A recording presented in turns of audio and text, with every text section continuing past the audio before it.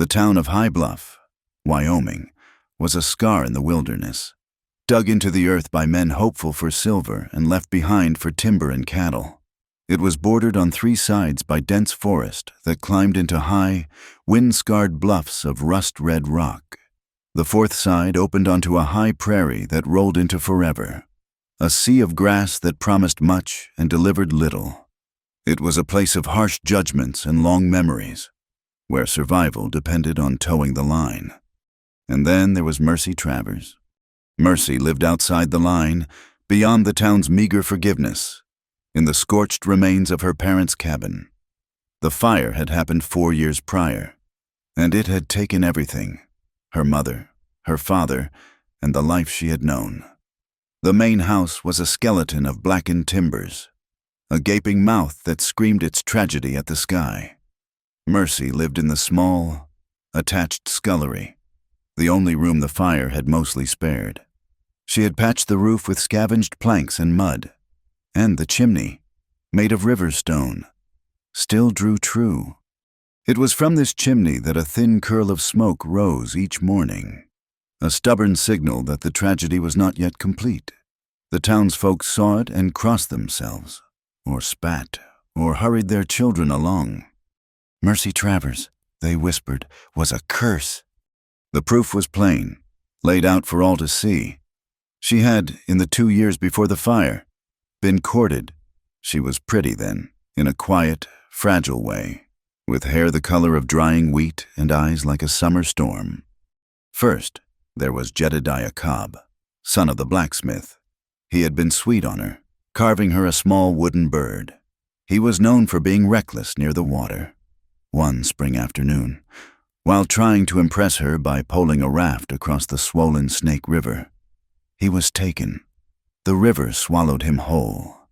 They found the raft 2 days later, splintered against a log jam. They never found Jedediah. The whispers started then, quiet as moths. The next year, Samuel Easton, a trapper nearly twice her age, began leaving pelts on her family's porch. He was a man of the woods, steady and sure-footed, or so everyone thought. He went to check his lines up in the high country and never returned. A search party found what was left of him. A grizzly, old and mean, had taken him apart. The town shuddered. Two men who had looked too long at Mercy Travers. The final nail was Thomas Vance, a smooth-talking prospector from back east, who promised her silks and a house in Cheyenne. He was arrogant, and he laughed at the local superstitions. He laughed right up until the day he rode out to check a claim, and his horse came back alone, wild-eyed and lathered. They found Thomas at the bottom of the long ridge, a broken heap of ambition. He had fallen, it seemed, a distance of over 100 feet. After that, no man spoke to her. The whispers turned into a low, steady murmur of accepted fact. The fire that took her parents only sealed it. The devil, they reasoned, was claiming his own. Now, at 21, Mercy was an outcast, bound to the town by the need for salt and flour, but as separate from it as a lone wolf. When she walked the single dusty street, a silence moved with her. Children, who had once been her playmates, were pulled inside doorways. Mothers like Mrs. Gable, the preacher's wife, would grasp their skirts and cross the muddy track, their faces set in cold piety, as if proximity alone might sour the milk or blight their unborn. The men, gathered on the porch of the general store, would stop their talk. They would watch her pass, some with a dark curiosity, others with a fear that looked almost like hatred. She was both a ghost and a pariah, feared in the daylight and mocked in the quiet of their homes. Mercy, in turn, had learned the armor of silence. She kept her eyes down, her face still. She spoke to no one unless she had to, her voice a low, rusty thing. A sack of flour, 10 pounds of salt, some thread. Her words were clipped. Her money, earned from mending clothes and selling what little she could grow, was placed gently on the counter. The storekeeper, Mr. Hesh, would take it, his fingers careful not to brush hers, and push the supplies toward her without a word. Her world had shrunk to the borders of her ruined homestead. There, she tended a small, defiant garden wrested from the rocky soil, rows of beans, hardy squash, and potatoes. It was a patch of order in the chaos of her life, a place where her touch brought life, not death. Her only companion was a crippled old mule named Absalom. He had been her father's, and the fire had lamed him. He was useless for heavy work, but he was a warm, breathing creature that leaned into her hand and ate carrots from her palm without judgment. And there was her journal, a thick, leather-bound book, its pages filled with the tight, precise script of a woman who had no one else to talk to. She wrote of the weather, of the mule's lameness, of the ache in her back from digging. She did not write of the curse. To write it would be to give it a power she refused to acknowledge.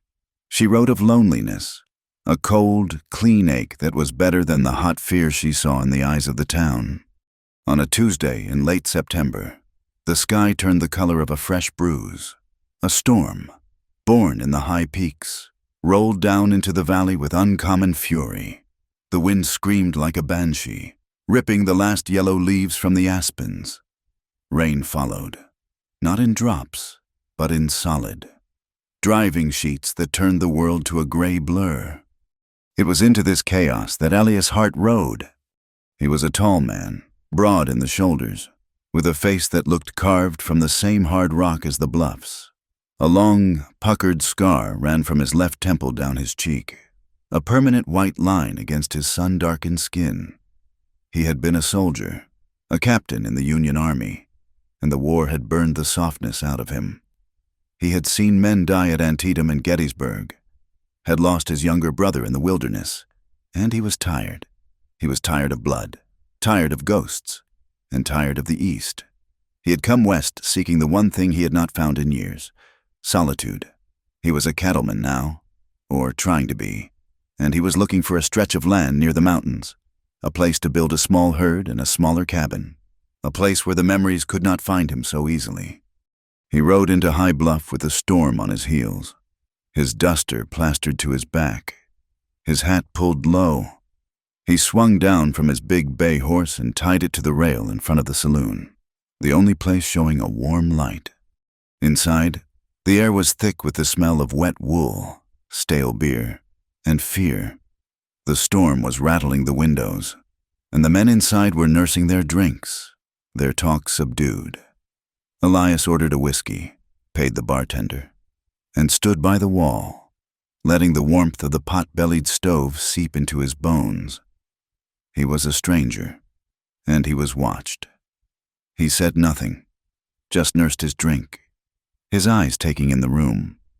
He heard the talk drift, as it always did in small, isolated places, to local gossip, and in High Bluff, all gossip eventually led to Mercy Travers. "This storm's got a mean spirit." One man, a logger by the look of his hands, muttered, "Devil's weather. She's probably out in it, dancing." "Shut your mouth, Silas," another man said, though he looked uneasy. "Don't speak of her."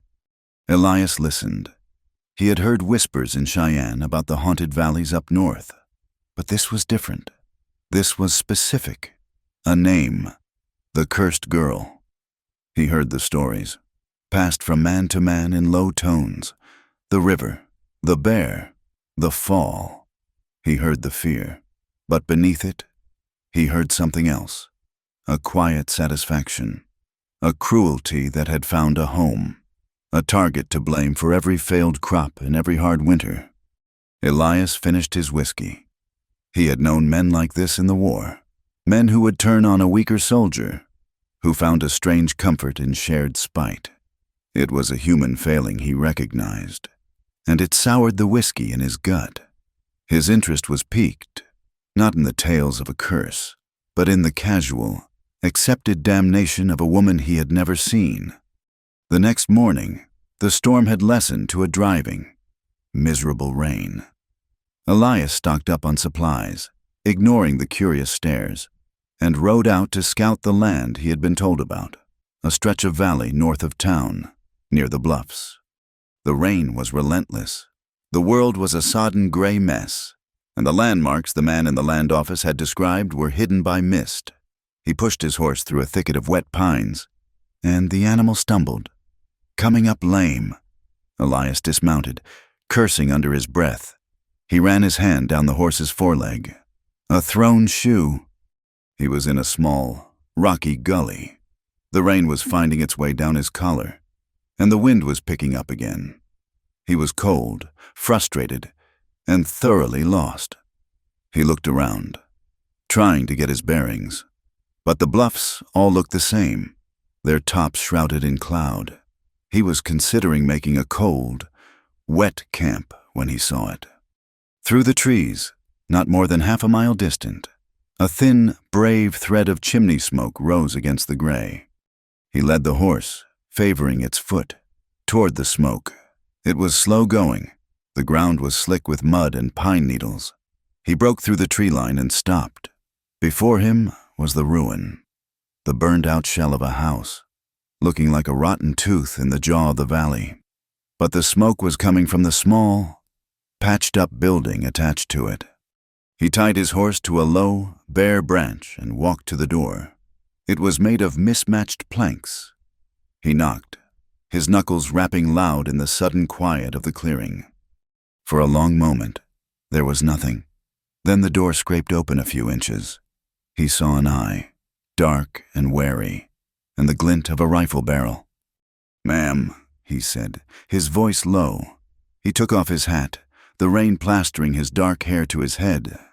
"My horse has thrown a shoe. I'm lost in this rain. I'm not looking for trouble. Just a dry place to wait out the worst of it. Your barn, maybe." The door opened wider. The woman, Mercy Travers, was thin, almost frail. Her dress a faded calico patched at the elbows. Her wheat-colored hair was pulled back in a severe bun, but stray strands clung to her face. She held the rifle like she knew how to use it, but it was her eyes that held him. The town had said dead. The town was wrong. Her eyes were like the storm, full of lightning and shadow. She looked at him, her gaze traveling from his scarred face to his soaked duster, to the horse limping behind him. He was a big man, and he looked dangerous, but he was not looking at her with fear. He was not looking with pity. He was just looking. She hesitated. Her lean-to barn was barely standing. It was full of the mule and her meager store of hay. But the rain was turning to sleet, and the man looked half-frozen. "The lean-to," she said, her voice rough, as if it hurt to speak. "You can put your horse there. There's no room for you." "The horse is what matters," Elias said. "Thank you." She nodded once, curtly, and started to close the door. "I have coffee in my saddlebag," he offered, "and bacon, enough to share." She stopped, her hand on the door. She hadn't tasted real coffee in months. She looked at him again, a long, searching look. "I have a fire," she said at last, and closed the door. He led his horse to the lean-to. It was small, but it was dry. The old mule, Absalom, looked at him with sleepy indifference. Elias unsaddled the bay, rubbed him down as best he could with a dry corner of his saddle blanket, and covered him with the duster. He took his saddlebags and rifle and went back to the scullery door. He knocked again. This time, it opened immediately. The room inside was small and clean. A fire crackled in the stone fireplace, throwing a warm, dancing light. A narrow cot was pushed against one wall, a small, rough-hewn table and 2 stools in the center. It smelled of wood smoke, soap, and herbs. She stood by the fire, her arms crossed over her chest. She was watching him. Every move. He felt the same wary tension he had felt in the war, the moments before a skirmish, when every living thing was holding its breath. He was an invader in her tiny, fortified world. "I'll stay by the door, ma'am," he said, setting his saddlebags down, "just to get the cold out." She nodded, her gaze fixed on him. She did not trust him. He did not blame her. He took the coffee and bacon from his bag and set them on the floor near him. If you have a pot, I can make the coffee. She moved, taking a small, blackened pot from a hook by the fire and a tin cup, which she filled with water from a bucket. She set them on the hearth, never turning her back on him completely. He moved slowly, hunkering down by the fire, his wet joints aching. He spooned coffee into the pot, his large, scarred hands precise. They said nothing. The only sounds were the crackle of the fire and the howl of the wind outside. The silence was thick, charged with unspoken things. He was aware of her every breath. She was aware of his size, of the way he filled her small room. He saw her journal on the table, closed. He saw the worn soles of her boots by the door. He saw the way her hands were chapped and red from work. This was not a witch. This was a woman holding on by her fingernails. She watched him. He was not like the men from town. He did not leer or mock or look at her with superstitious dread. He just sat by her fire, making coffee, as if it were the most normal thing in the world. He did not flinch when the fire popped and sent a spark hissing onto the stone. He did not seem to flinch at all. When the coffee was boiled, he poured a cup and pushed it gently across the hearth toward her. She hesitated, then stepped forward and took it, her fingers wrapping around the warm tin. He poured his own into the cup he carried in his kit. He drank. It was hot and bitter and wonderful. She sipped hers, her eyes never leaving him. "You're the man from the saloon," she said, her voice quiet. He looked up, surprised. "You saw me?" "I was in the mercantile. I saw you ride in." She watched the street from the small crack in the mercantile's storeroom, where she waited for Mr. Hesh to bundle her supplies. She saw everyone. "Elias Hart," he said, offering his name. "Mercy Travers," she replied. The names hung in the small room, formal and strange. "They talk about you in town," he said, not unkindly, "just stating a fact." "I know what they say," she said, her voice dropping, a coldness coming into it that had nothing to do with the storm. "They say I am a curse." "I have seen men in battle," Elias said, looking into the fire. "Seen them killed by stray bullets, by cannons miles away, by sickness. I've seen good men die and wicked men walk away. I do not hold much stock in curses. Miss Travers, I hold stock in bad luck and in cruel tongues." She stared at him. No one had ever said such a thing to her. No one had ever taken her side. Even in theory, a strange, painful tightness came into her throat. She looked away from him, back to the fire, afraid he would see the sudden, hot sting in her eyes. They sat that way for a long time, drinking the coffee as the storm raged. They spoke little, but a silent understanding was passing between them. The understanding of two people who had seen the worst of things. He in the fire of war, she in the cold fire of isolation. The light began to fade, the room filled with shadows. "I should go to the barn," he said, getting to his feet. He was stiff, and his leg, wounded at Cold Harbor, ached. "There is no room," she said again, her back still to him. "I'll be fine with the horse. I'm grateful for the coffee." He picked up his saddlebags. He was at the door when she spoke again. "The loft in the lean-to," she said, still not looking at him. "There are some old blankets. It is dry." He stopped. He turned. "Thank you, Miss Travers. That is a kindness." "It is not kindness," she whispered, her shoulders rigid. "It is a roof. Go!" He left, closing the door softly behind him. Mercy sank onto the stool, her hands trembling. She had let a stranger in, a stranger who looked at her with clear eyes and spoke of cruel tongues. She felt a crack in the ice that had formed around her heart, a tiny, terrifying fissure. The storm broke in the night. The morning dawned cold and bright. The world washed clean and sharp. Elias climbed down from the loft. His horse was calm, its foot seeming better for the rest. He fashioned a temporary fix for the shoe, using the small tools from his saddlebag. It would hold until he got back to town. He packed his gear and went to the scullery door. He knocked. She opened it, the morning light catching her face. She looked tired, her eyes shadowed, as if she had not slept.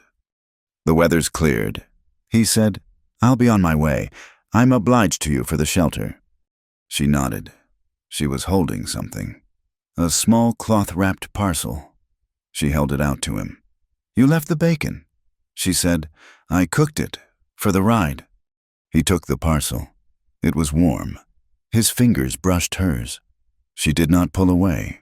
He looked at her, really looked at her in the clean morning light. She was younger than he thought, and the lines of fear on her face had not yet settled into permanence. "Miss Travers," he said, "be safe." He turned to go. He was halfway to his horse when her voice, stronger now, called out, "Mr. Hart." He turned back. She had stepped out of the doorway and was standing in the mud, the sun on her hair. "The valley you are looking for," she said, pointing north. "It is that way. Follow the creek. The mudslides will be bad by the South Fork. Stay to the high ground." He looked at her, then at the ridge she indicated. "Thank you," he said. She put a hand on his forearm, a quick, light touch, as if to steady herself, or him. "They will see you leaving here," she said, her voice low and urgent. "They will talk. Be careful." The touch was a brand. It was light as a moth's wing, but it seared his skin through the thick wool of his shirt. It was a warning, but it was also a connection. The first human touch she had offered in 4 years. The first he had received that meant anything in longer than he could remember. He nodded, his throat tight. "And you, ma'am?" He mounted his horse. He did not look back as he rode away, but the feeling of her small, calloused hand lingered on his arm, a warmth that defied the cold morning air, all the long, muddy miles back to town. Elias Hart rode back into High Bluff and did not go to the saloon. He went to the land office, a small, dusty clapboard building next to the assayers. The clerk, a thin man named Beetle with a green visor, looked up as Elias filled the doorway, his shadow falling across the land maps. "Here to file a claim?" Beetle asked, his voice reedy. "Here to buy," Elias said. He pointed to a square on the map, his scarred finger landing on a patch of land marked by the creek that ran north of the bluffs. Section 14, by the North Ridge. Beetle adjusted his visor. He licked the end of his pencil. That's remote land.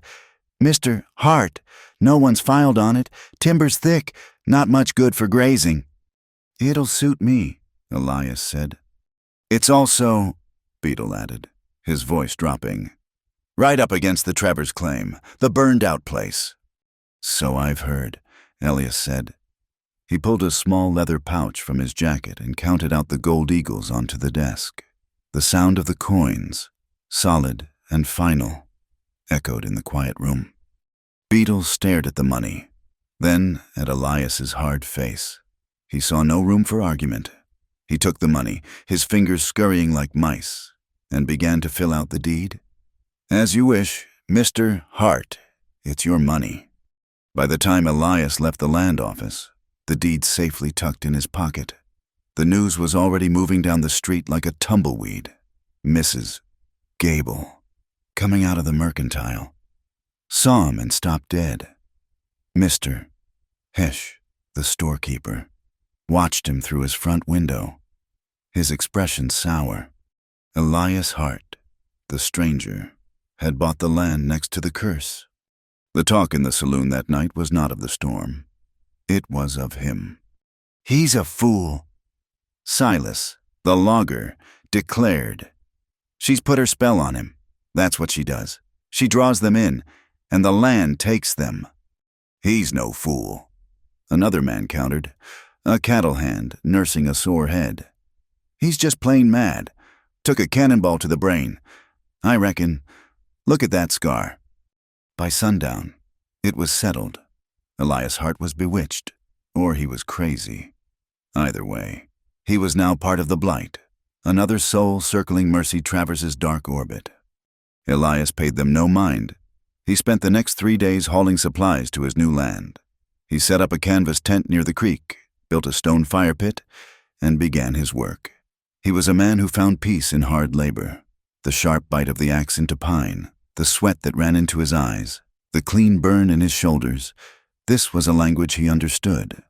This was how he kept the ghosts at bay. From his camp, if he stood on a certain rise, he could see the thin, stubborn plume of smoke from Mercy's chimney. He watched it as he worked.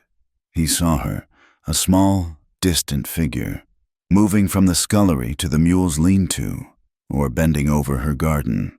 She moved like a deer, watchful and quick to startle. One afternoon, he was scouting the edge of his property line, checking the old surveyor's marks. He found the fence that separated her land from the wild. It was in poor shape, the old pine rails gray and split.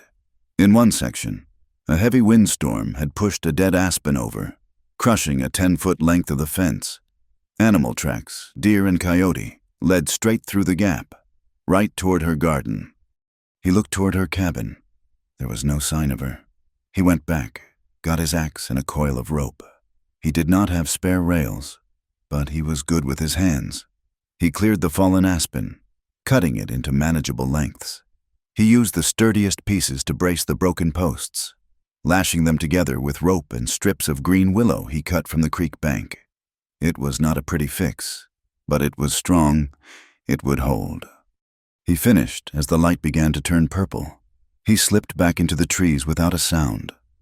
The next morning, Mercy went to check her snares. She stopped when she saw the fence. She stared at the repair for a full minute, her heart beating a fast, frightened rhythm. She looked around, her eyes scanning the woods, the bluffs. Nothing, just the wind in the pines. She touched the new lashing. It was strong, the knots tied with an efficient, masculine tightness. She backed away, confused. It was a kindness, and kindness was a language she no longer trusted. Kindness from the townsfolk had always been a prelude to a new sort of cruelty. 2 days later, she found a burlap sack on her porch. It was leaning against the door when she went out at dawn to fetch water. Her first thought was a trap. She nudged it with her boot. It was heavy, and it rustled. She untied the top and gasped. Oats. Good. Clean oats for Absalom, more than she could afford in a month. Beside it lay a brace of rabbits, skinned and cleaned, wrapped in damp leaves.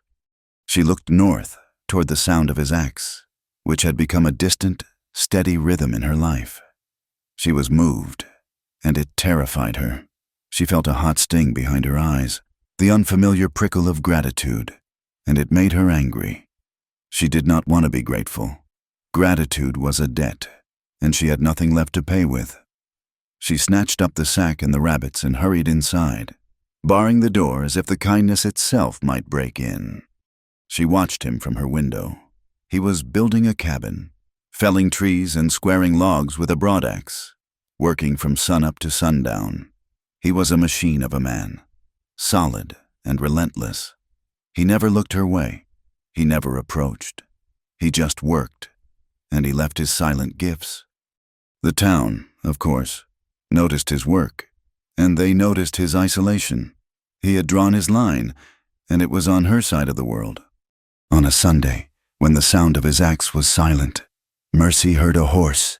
It was not the steady, heavy tread of Elias's bay. This was a lighter, more hesitant pace. She looked out the window and her stomach tightened.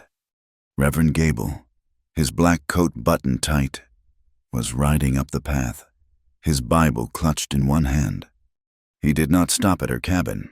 He looked at it, his face a mask of pious disapproval, and rode right past it, following the creek toward Elias's camp. Elias was sharpening his axe blade on a whetstone. He heard the horse and looked up, his hand never ceasing its steady, circular motion. He watched the preacher dismount and tie his horse to a sapling. "Mr. Hart," Gable said, his voice trying for authority. He was a small man, and Elias's physical presence seemed to make him shrink. "Reverend," Elias said, not getting up. The sound of the stone on steel was the only sound. Shing, shing, shing. I come here as a shepherd to a lost sheep. Son, though you are not of my flock, you are in my valley. I am not lost, Reverend, and I'm not your son. Elias tested the blade with his thumb. It was sharp enough. He stood, wiping the stone on his pants. The preacher was flustered by the man's cold stillness. You have purchased this land. You have consorted with the woman. I purchased the land. I have not consorted with anyone. You shelter near her, Gable insisted, his voice rising. The town is worried for your soul. Mr. Hart, they see you have fallen under her spell. She is a woman marked by tragedy, a dark vessel. She's a woman, Reverend, that's all I see. You do not see? Gable cried, taking a step back as if to gain perspective. Do you not know what happened here? Jedediah Cobb, a boy of 17, full of life. He looked at her, and the river took him, swallowed him whole, as if by a thirsty demon. Samuel Easton, a good, steady trapper. He left pelts for her, and a grizzly, a beast of nightmare, tore him to pieces. Thomas Vance, a man of prospects, laughed at the stories. He laughed, and the ridge tossed him from its back like a bucking horse. The preacher was breathing hard, his face red. She is a taint, Mr. Hart, a curse put upon this valley. She carries death with her, and you have placed yourself in her shadow. I am here to beg you, for the sake of your immortal soul, to leave this place. Leave her to God's judgment. Elias looked at the smaller man for a long time. His gray eyes were flat, like winter ice. Reverend, he said, his voice quiet. I was at Antietam. I watched 3,000 men die before noon. I saw men blown apart by cannon, boys crying for their mothers as they bled out in a cornfield. I saw death in every shape God ever invented, and a few shapes man did. And what I learned, Reverend, is that death comes when it comes. It doesn't need a 17-year-old boy's foolishness on a river, or a trapper's bad luck with a bear, or a prospector's arrogance on a bad trail. It just comes. It has nothing to do with that young woman in her ruined house. He picked up his axe. I appreciate your concern, but I have work to do, and my soul is my own affair. Reverend Gable stared, his mouth open. This was not repentance. This was not fear. This was a dismissal. He felt a chill that had nothing to do with the autumn air. This man, he realized, was not just lost. He was empty. He was a void the devil could easily fill. Then God have mercy on you, Gable whispered. He fumbled with his horse's reins and mounted, pulling the animal's head around sharply. He rode away at a near gallop, as if fleeing the shadow of the man he had come to save. Elias watched him go. Then he turned and swung the axe. The blade bit deep into the pine, sending a large chip spinning into the air. That evening, he walked to Mercy's cabin. He knocked. She opened the door, the rifle in her hands, as he knew she would. He stood on her stoop. He held no game, no supplies. Miss Travers, he said. Mr. Hart, she replied, her voice taut. She had seen the preacher. She had been waiting for this, for him to leave. I have a fire in my tent, he said, and I have coffee, and a pot of beans that's not fit for one man to eat alone. I am inviting you to share my supper. She stared at him, her knuckles white on the rifle. This was not what she expected. No, she said, her voice sharp. You must not. You should not be here. They saw the preacher. The preacher and I had our talk. It's done. No. She tried to put steel in her voice. I don't want company. Is that the truth, Miss Travers? He asked, his voice low. Or are you just afraid? His question hit her like a slap. Of course I am afraid, she hissed. I'm not a fool. You are. Go away. Mr. Heart, leave this place." "I am not leaving, and I am tired of eating alone." He stood there, as solid and unmoving as the bluffs behind him. He was not asking. He was not pleading. He was just waiting. She looked at his scarred face, at the patience in his eyes. She looked at her own hands, clutching the rifle that was her only friend, and she felt a sudden, crushing weariness. A weariness of the fear, of the silence, of the cold. "I have stew," she said, her voice barely a whisper. "From the rabbits. I cannot walk to your camp in the dark." Elias nodded, as if this had been her suggestion all along. "Then I would be honored to share your fire instead."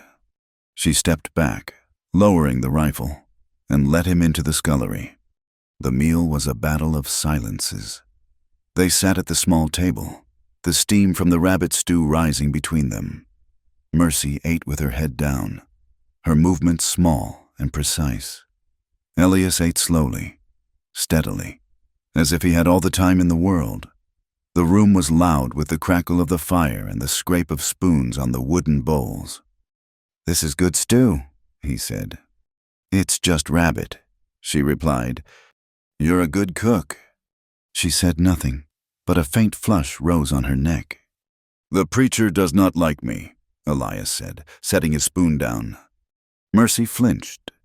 "The preacher does not like anyone who does not fear him." He told me the stories, about the men. She stopped eating. She put her hands in her lap, her body rigid.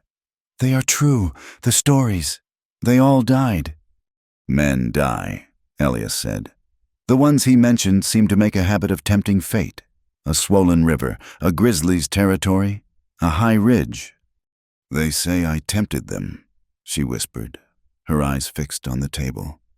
"And did you?" Her head snapped up, her eyes blazing with a sudden, hot anger. "No, I did not. Jedediah. He was a sweet boy. He was just showing off. Samuel, he was a lonely man. But he was careless. Thomas was arrogant. He thought he owned the mountains. I did not ask any of them for anything. I just existed." The anger faded, leaving the old, familiar sorrow in its wake. "But it does not matter. Mr. Hart, the ending is the same. They came near me, and they died." She looked away from him, toward the fire. "I do not believe in curses. I believe in God. And I do not think God is that cruel, but I do believe in judgment. Perhaps I am meant to be alone. Perhaps it is a warning. Perhaps my presence just brings sorrow. It is better, safer for everyone." She swallowed, the admission costing her. I think I deserve the loneliness." Elias watched her, his heart aching with a feeling he could not name. It was like watching a bird with a broken wing try to hide from a hawk. "No one deserves loneliness, Miss Travers," he said, his voice gentle. "I told your preacher. I saw men die in the war who were full of goodness, and I saw men walk away from that same war who were full of nothing but spite. There is no sense to it. It is not judgment. It is just what happens." He leaned forward slightly. "You do not deserve this. You are just a woman who has survived. There is no sin in survival." She looked at him, her eyes wide and luminous in the firelight. Brimming with tears she refused to let fall. She had no answer for him. They fell into a new routine. He did not ask her to his camp again, but he would come to hers, always in the late evening, after his work was done. Sometimes he brought game, or coffee, or a small tin of molasses he'd bought in town. Braving the wall of silent disapproval, he would sit by her fire, and they would talk. He fixed the broken hinge on her door. He restacked the firewood that had toppled in the storm. She, in turn, mended a tear in his canvas duster, her stitches small and neat. They were like two wary animals, slowly learning to share the same patch of sun. One night, a new storm rolled in, as sudden and violent as the first one that had brought him to her. The wind howled, and the rain lashed the small cabin. Elias had brought potatoes, and they were roasting them in the embers of the fire. The scullery was warm, a small haven against the fury outside. Mercy was telling him about her mother's garden, how she had grown roses that everyone said could not survive the high country cold. She had a gentle hand, Mercy said, a small, sad smile on her face. Everything. A flash of lightning, brighter than noon, lit the room in a stark, white glare. It was followed almost instantly by a deafening crack, as if the sky had split in two. A pine tree on the ridge just above the cabin had taken the full force of the strike. The sound was a physical blow. Mercy did not scream. She flinched, a terrible, violent spasm that shook her entire body. She dropped the fork she was holding, her hands flying to her ears, her eyes squeezed shut. A small, choked sound, a whimper of pure terror, escaped her throat. Elias saw it all. He saw the memory that had struck her. The flash, the sound, the fire. This was not a witch, not a vessel of darkness. This was a woman terrified of the very elements the town accused her of commanding.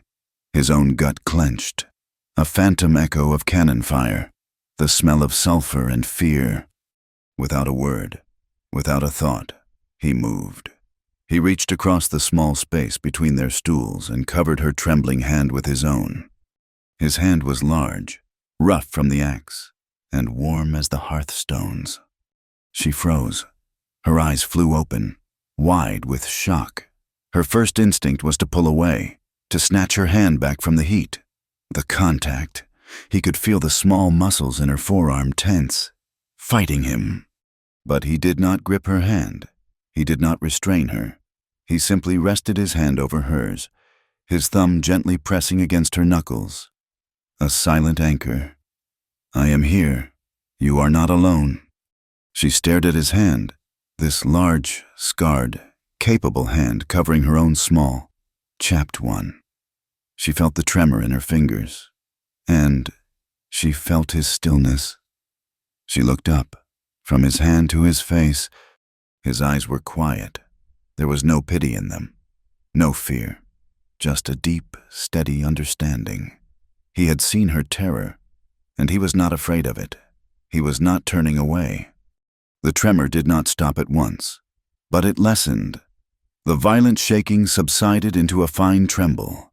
The tightness in her chest eased, just a fraction. She did not pull her hand away. She let it rest under his. The moment stretched, fragile as a spider's web, yet stronger than steel. The storm raged outside, but in the small, fire-lit room, there was a profound quiet. It was the first time in 4 years, since before the fire, that anyone had touched her with simple, human comfort. He could feel the wild, panicked beat of her pulse under his palm. And then, slowly, he felt it begin to calm. That touch broke the dam.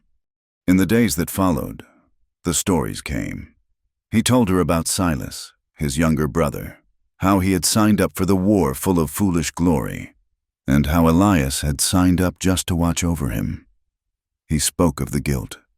I was his older brother, he said, his voice low, his eyes on the fire. It was my job to protect him. I was 10 feet away when the shell hit. I never even found all of him. Mercy listened, her heart aching for him, and in his confession, she found room for her own. She told him about the night of the fire. Not the flames, but the sounds before them. I was asleep. I woke up. I heard voices. My father. He was arguing with someone. He sounded angry, afraid. I hid under my quilt. I was a coward. Her voice broke. I fell back asleep, and then I woke up to the smoke. You were a child, he said. I was 17, she whispered. I was old enough. I should have done something. They were 2 survivors, sharing their scars in the twilight. He began to see the woman she was, not the pariah she had been forced to become. He saw the quickness of her mind, the dry wit that sometimes surfaced. He saw her smile. It was a faint, hesitant thing, as if her muscles had forgotten how, but when she looked at Absalom, or when Elias told a dry story about his time in Texas, it would appear it lit her face, chasing the shadows from her storm-gray eyes. His suppers at her cabin became the one true part of his day. The world outside, his hard labor, the hostile silence of the town, was the price he paid for these hours by her fire. One evening, he was leaving. He stood in the doorway, the cool night air rolling in. He had brought her a small tin of peaches, a ridiculous luxury he'd paid far too much for at Hesch's store, enduring the man's overt disapproval.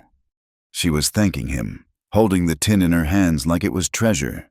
"You should not have... Elias, this is too much." "It's just peaches," he said, his voice rough. The twilight was soft, blurring the harsh lines of the burned cabin, of her worn dress. It made her hair, coming loose from its bun, look like spun gold. He looked at her, and he felt a pull, a deep, resonant ache that had nothing to do with war or loneliness, but with her. He lifted his hand, his calloused thumb moving on its own, and brushed a stray piece of straw from her hair, his fingers lingering on the soft strands by her temple. The gesture was impossibly intimate. Her breath caught in her throat. She looked up at him, her lips parted. He leaned in. He moved slowly, giving her time to pull away. He saw her eyes, wide and startled, begin to close. She rose on her toes, a small, involuntary movement, meeting him halfway. He could feel her breath on his cheek. He could smell the scent of her, wood smoke and soap and the faint, sweet smell of the peaches. They were a heartbeat away from their first kiss. Then the world crashed back in. She gasped, her eyes flying open, full of a sudden, sharp panic. She stumbled back, pulling away from him, her hands flying to her chest as if to hold herself together. "No." Her voice was a choked whisper. "No, I cannot." "Mercy," he started, his hand still frozen in the air between them. "You don't know," she said, her voice shaking, tears of pure terror filling her eyes. "Elias, you don't know them. You don't know what they'll do. They will not just..." "Warn you next time. They will not just talk. They will hurt you. They will drive you out. Or worse." She was shaking her head, her fear not for herself, but for him. The curse, she realized, was not just her past. It was a weapon the town held, and they would use it on anyone who came near her.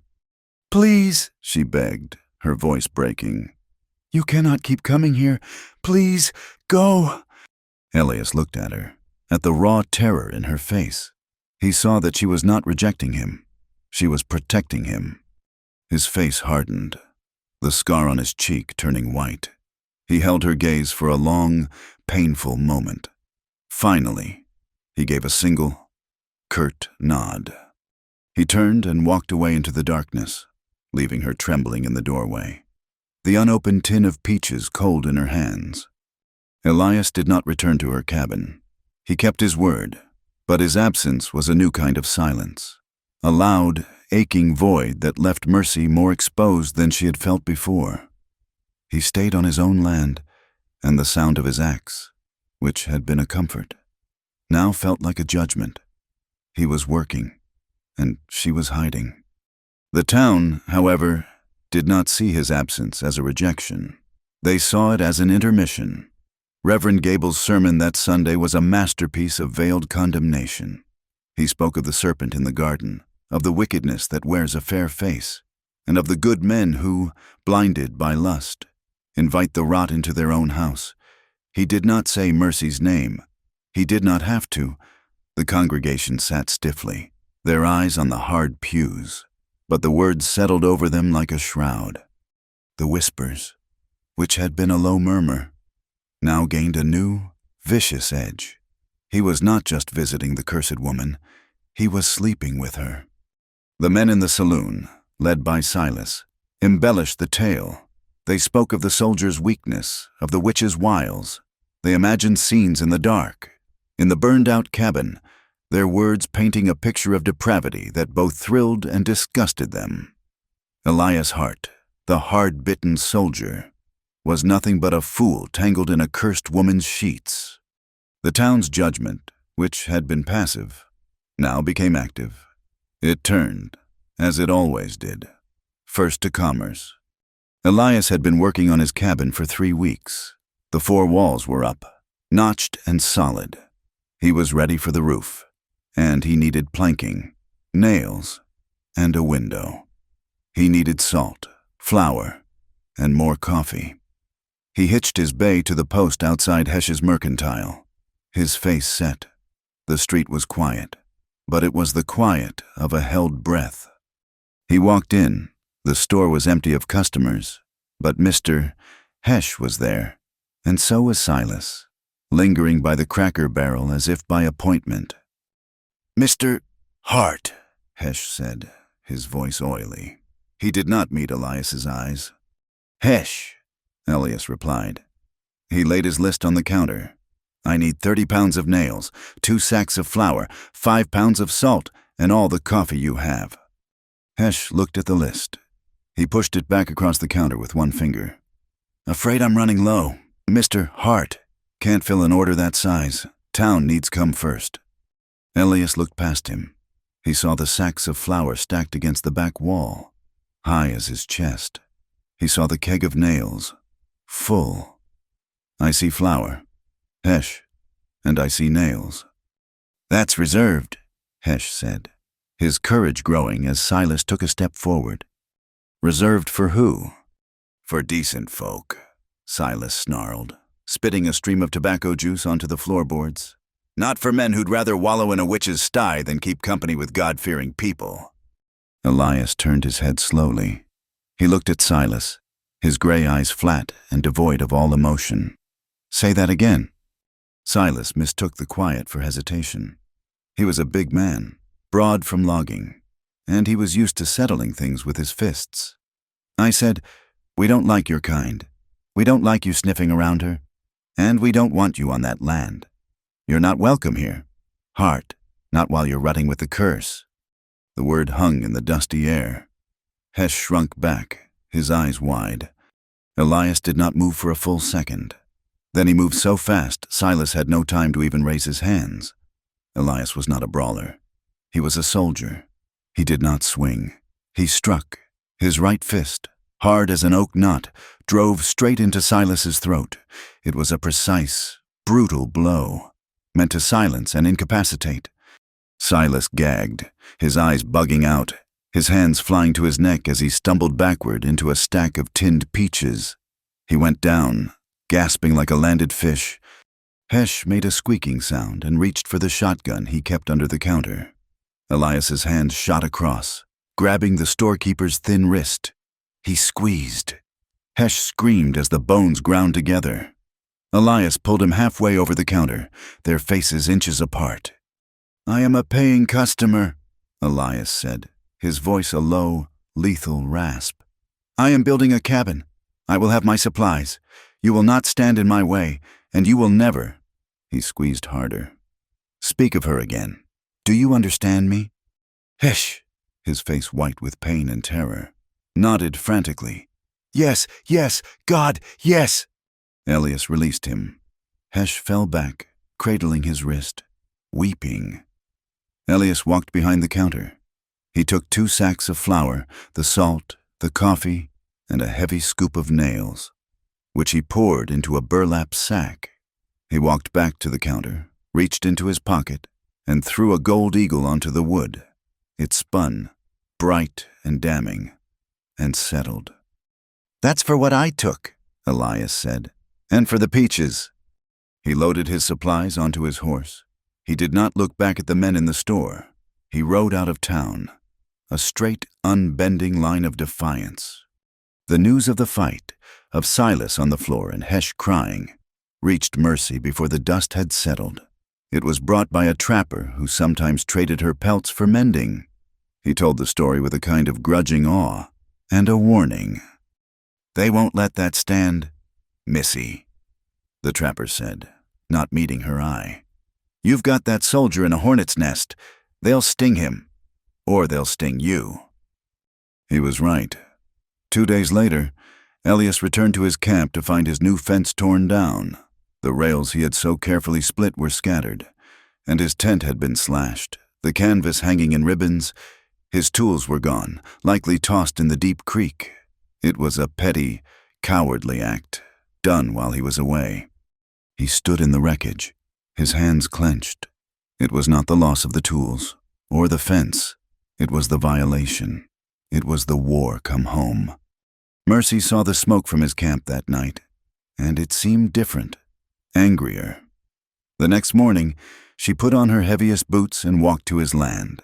She found him sitting on a stump, his rifle across his knees, staring at the ruins of his camp.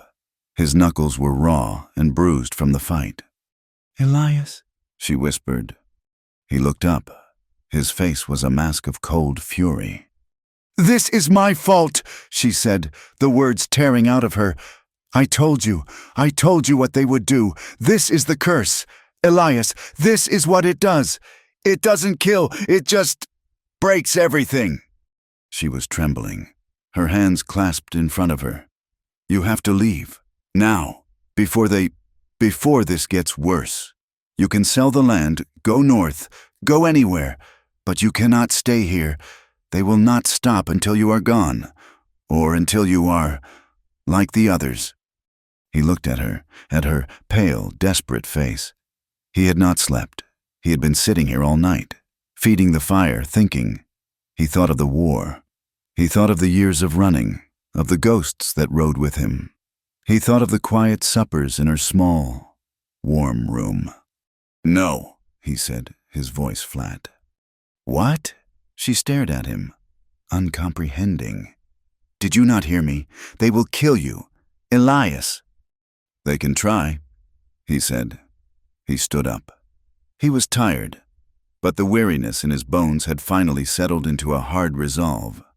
"I have been running for 4 years. Mercy. From memories. From men. From myself. I came here for peace, and the only quiet I have found in all that time has been in your company." He took a step toward her. "The only peace? They think they can take that. They think they can run me off, like some stray dog." He shook his head. "No, I am done running. This is my land. You are my neighbor. I am not leaving." "But it's for me," she cried, tears of frustration and fear springing to her eyes. "They are doing this because of me. If you stay, you are just risking your life for nothing, for a ghost. That is all I am here." "You are not a ghost," he said, his voice low and intense. "You are the only real thing in this valley. Now go home, bar your door. I have work to do." She wanted to scream. She wanted to shake him. Why could he not see? Why was he so stubborn? She turned and ran, stumbling back to her ruined cabin, her heart a cold stone of dread. She was not just protecting him, she was protecting herself. If they killed him, if he became the fourth, she knew, with a certainty that chilled her to the bone, that she would not survive it. For a week, an ugly quiet settled. Elias, working with only his axe and knife, began to rebuild. He was never without his rifle. He slept in the open, by his fire, his senses tuned to the woods. Mercy, trapped in her cabin, felt the noose tightening. She had enough flour for a few more days. And then she would have to go to town.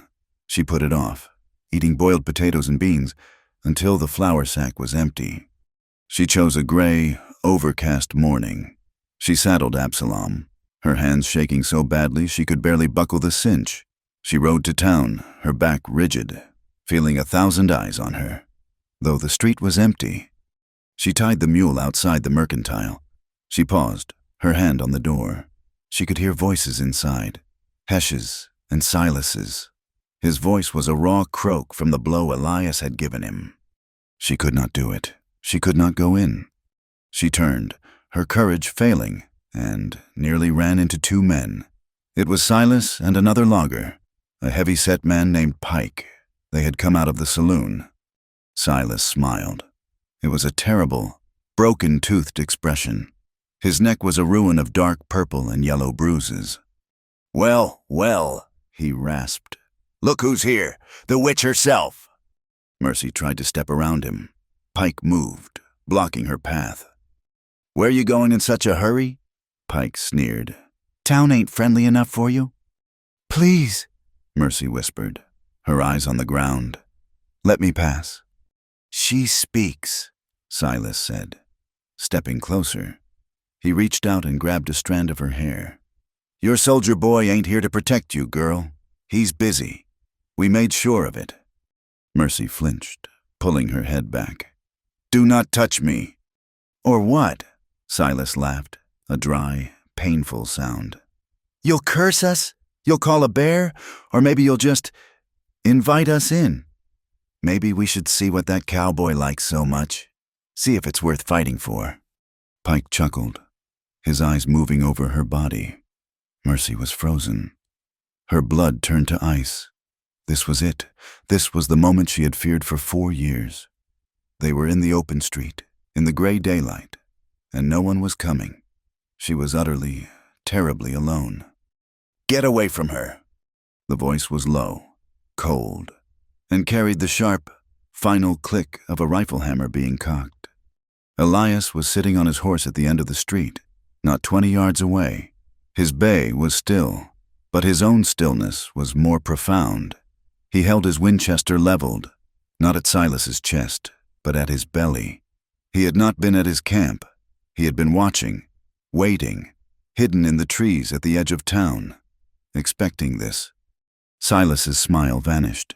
His hands went up, slowly. Pike, his face paling, took 2 quick steps back. "I was just talking. Heart." Silas rasped. "I heard your talk," Elias said. He rode the horse forward slowly. The heavy tread of the animal the only sound. "Now you're going to listen. You will not speak to her. You will not look at her. You will not stand in her path.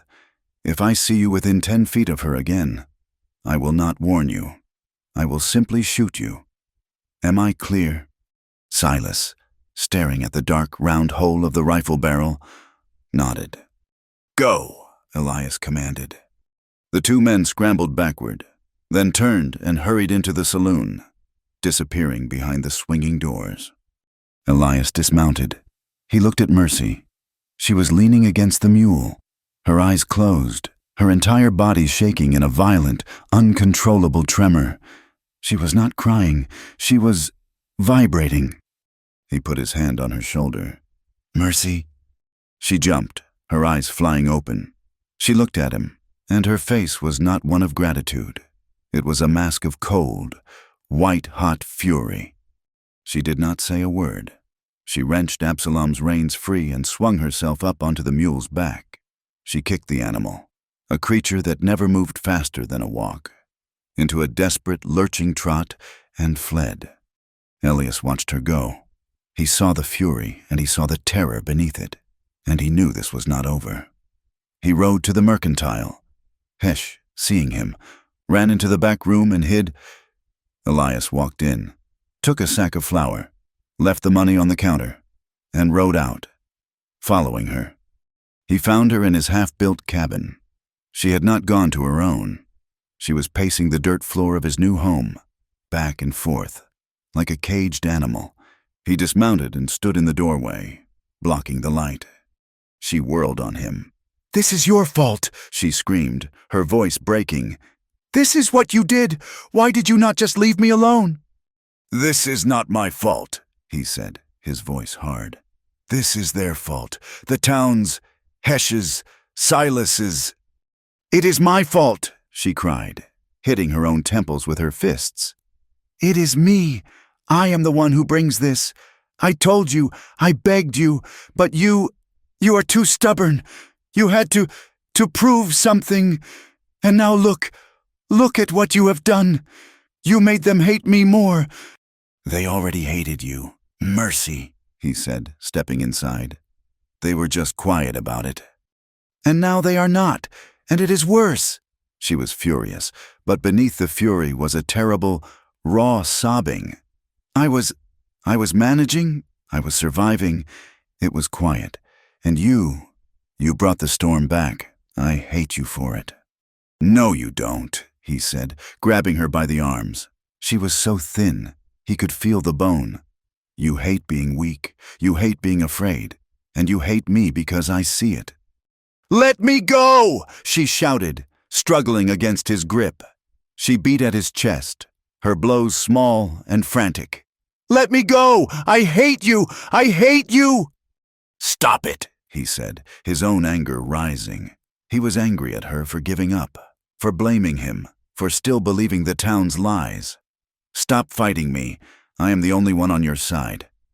I don't want you on my side, she screamed, her face streaked with tears.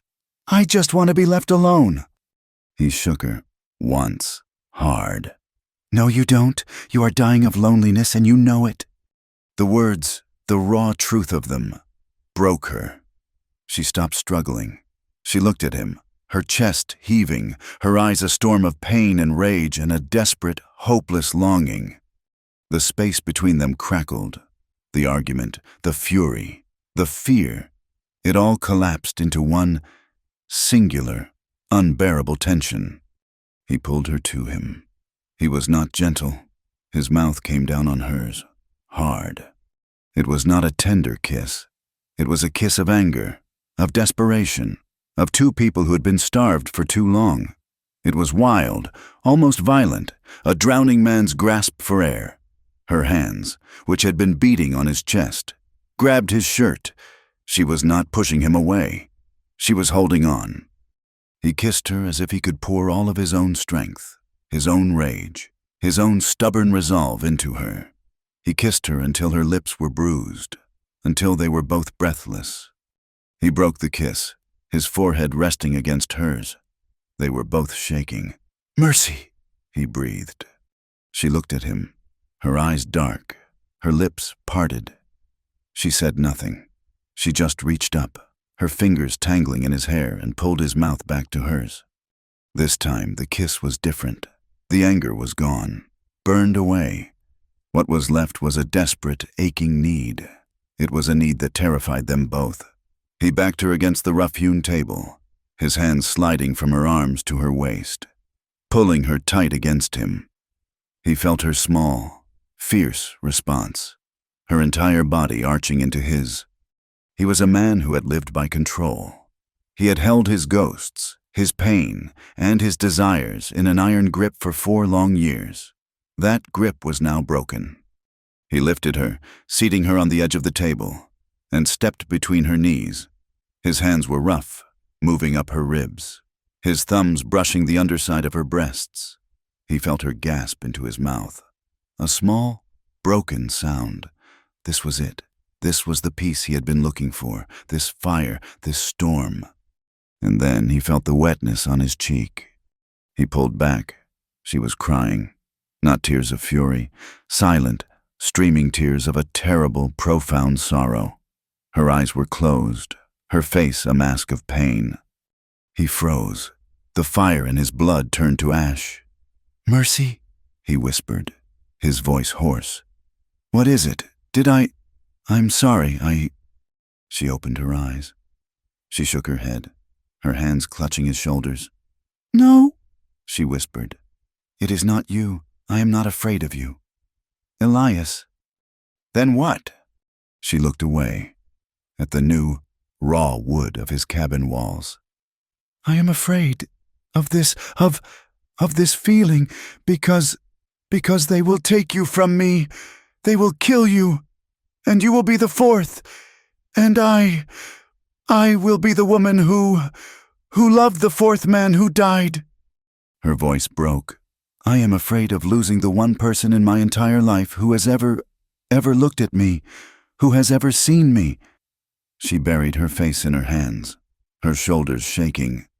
And if we, and then you are gone, I cannot, I will die.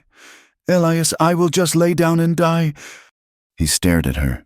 He saw it all. The terror, the desperate, fragile hope, the certainty of loss. She was not afraid he would hurt her. She was afraid the world would hurt him, and she would be the cause. He stepped back, gently moving her hands from her face. He smoothed her hair back from her temples, his touch now infinitely tender.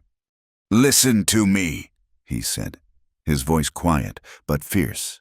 "I am not Jedediah. I am not Samuel. I am not Thomas. I am not going to be taken by a river, or a bear, or a fall. And I am not going to be taken by Silas or Hesh or any other yellow-striped coward in that town. I am not going to die. Do you hear me?" She looked at him, her tears slowing. "I will not," he said, his voice dropping. "Touch you. Not like this. Not until you are ready. Not until you can say yes. And there is no fear in it. Not a shred. Not of me. Not of them. Not of losing me. I will not be another ghost for you. Mercy." He promised her safety. He promised her control. He gave her back the one thing the curse, and her own fear had taken from her. She slid off the table, her legs unsteady. She was shaken to her very core. She looked at him, her heart a confusing, burning ache. He had seen her at her weakest, heard her deepest fear, and he had not run. He had stopped. She could not stay. The emotion in the small cabin was too thick. It was suffocating her. Without a word, she turned and walked out the door, into the gray afternoon. Elias watched her go. He watched her walk past her own ruined cabin, heading for the woods, for the high ground, as if she could outrun the feeling.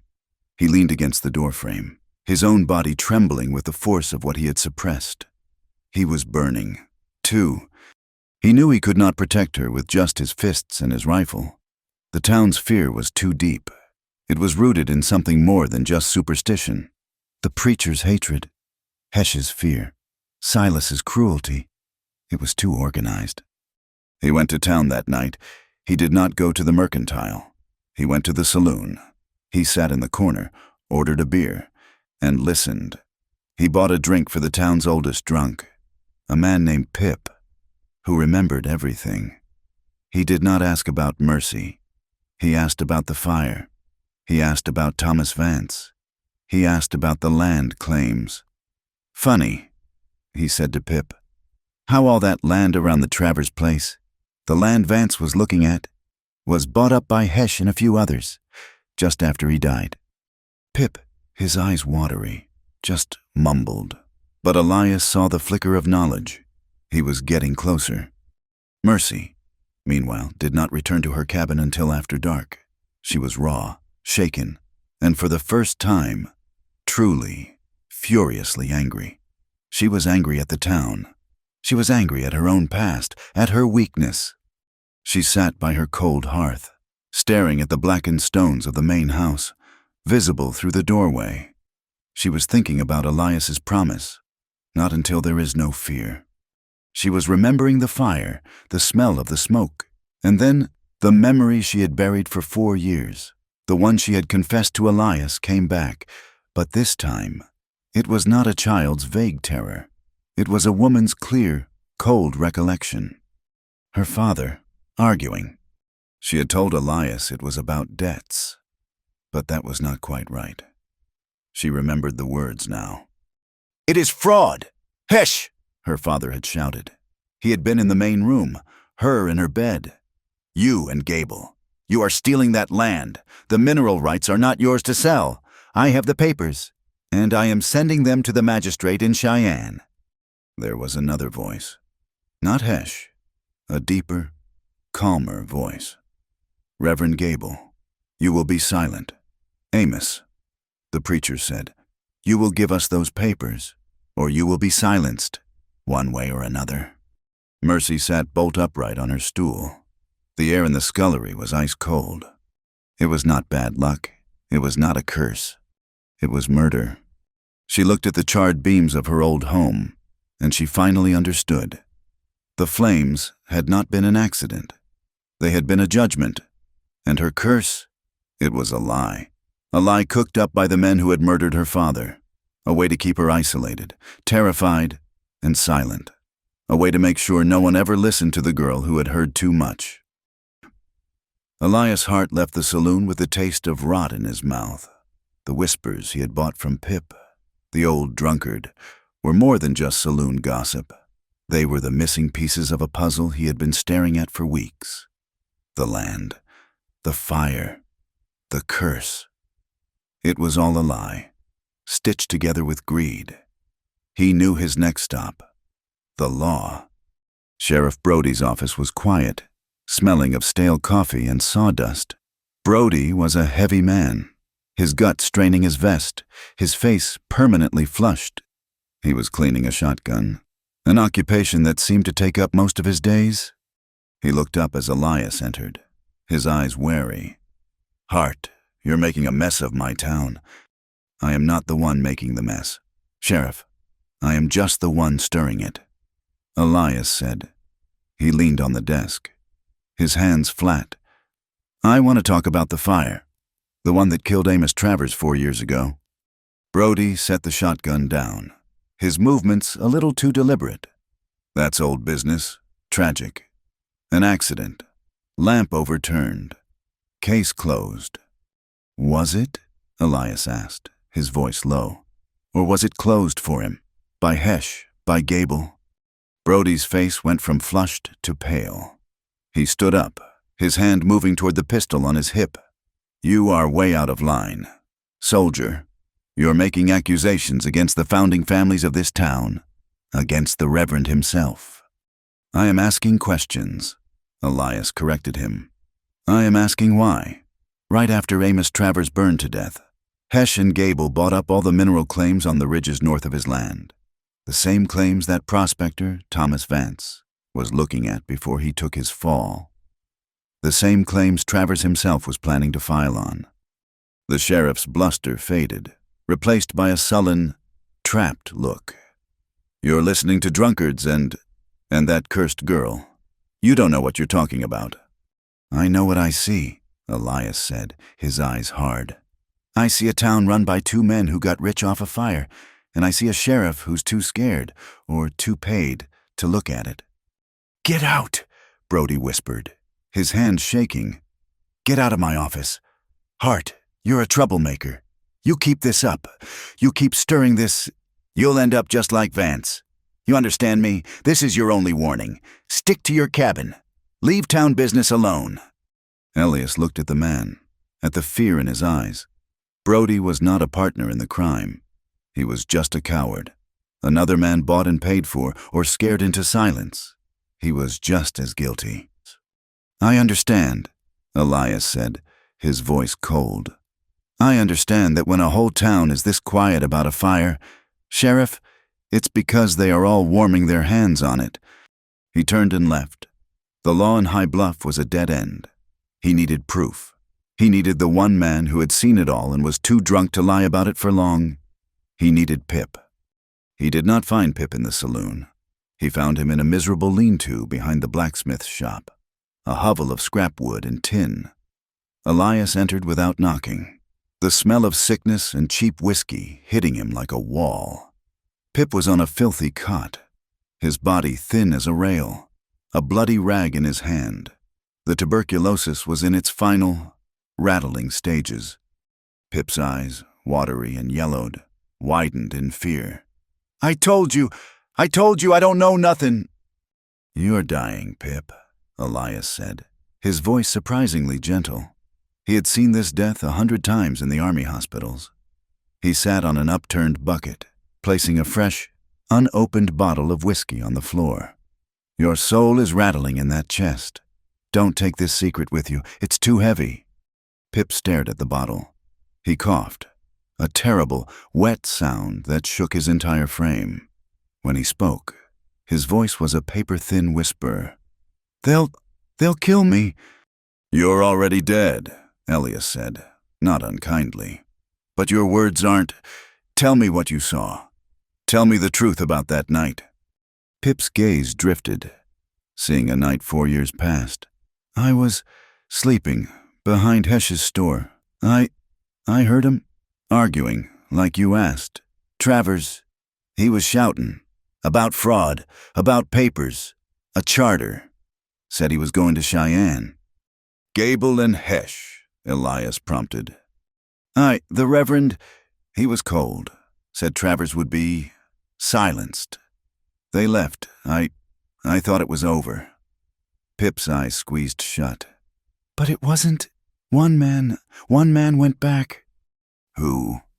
Silas, Pip breathed. Gable's man. Always his dirty work. He had a can, lamp oil. I smelled it. I heard Travers. He shouted. Just once. A name, I think. Then the sound. The whoosh. And the smell. Oh, God, the smell! Pip was weeping, his thin body shaking. I hid in the horse trough. I've been hiding ever since. They burned him alive. Hart, they burned him alive for that land. They say there's silver in them bluffs. Silver. And the others, Elias said, his voice grim. Vance. Silas, he's a trapper. He knows them ridges, a push, a fall, easy. And Samuel Easton, the bear. Pip gave a wretched, coughing laugh. Silas, he knows how to lay a bait, knows how to anger a grizzly. He took care of anyone who got too close. And the curse, Elias whispered, the final piece falling into place. Gable, Pip wheezed, pointing a skeletal finger toward the church. Gable preached it, from the pulpit, the girl, the deaths, a curse. It was perfect, a lie, a story to cover a crime, to make everyone afraid, to keep her quiet, to make sure no one ever listened, if she remembered. Pip finished in a fit of coughing, spitting fresh blood into the rag. They made her a ghost, to hide their sins. Now take your bottle, and go. They see you here. They'll finish me. Elias stood. He did not take the bottle. He left it on the dirt floor. He walked out of the hovel into the clean, cold air, his blood frozen in his veins. He now knew the full, terrible truth. He rode for mercy. He found her by the ruin of her home, her back to him. She was splitting firewood with a frantic, desperate energy, the axe rising and falling, her small body wiry and strong. She was attacking the wood, as if trying to kill it. Mercy, he said, swinging down from his horse. She stopped, the axe buried in the log. She did not turn. Her shoulders were heaving.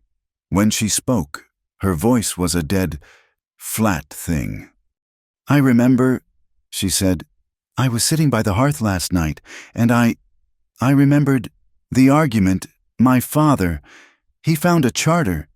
He told Hesh and Reverend Gable they were frauds. He said he was going to the magistrate in Cheyenne. She turned, her face pale as bone, her eyes wide and black with a new, terrible knowledge. He was going to report them. Elias walked toward her, his heart aching. It's worse. Mercy. He told her everything Pip had said, about Silas, about the lamp oil, about the fall and the bear. He told her it was not just an argument that got out of hand. It was a planned, cold-blooded murder. He watched her face as the words landed. He watched the truth sink in. She was not just the daughter of a man who had died in a fire. She was the daughter of a man who had been murdered. They called me a curse, she whispered, her gaze distant. To hide their greed.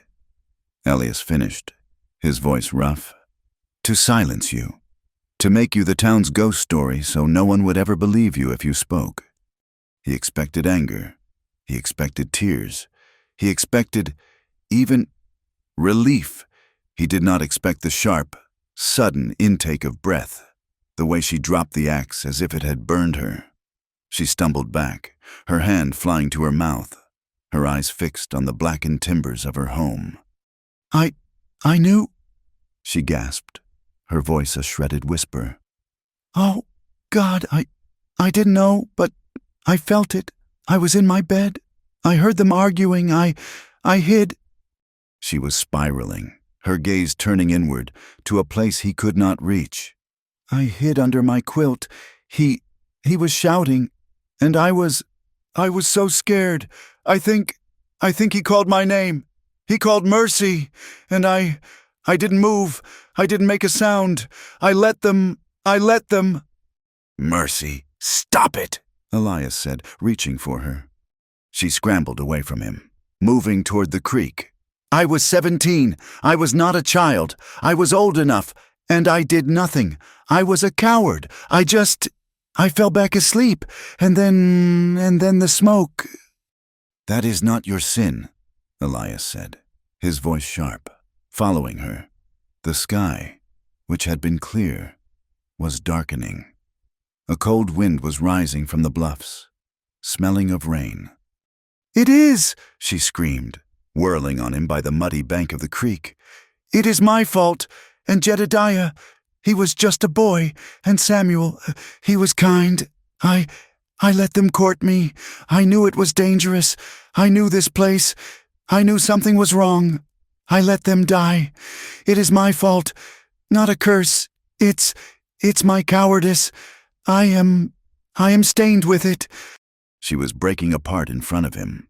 The foundations of her entire life, the curse, the guilt, the fear, all crumbling at once, leaving only this, a terrible, gaping wound of self-hatred. The first drops of rain, cold and hard, began to fall.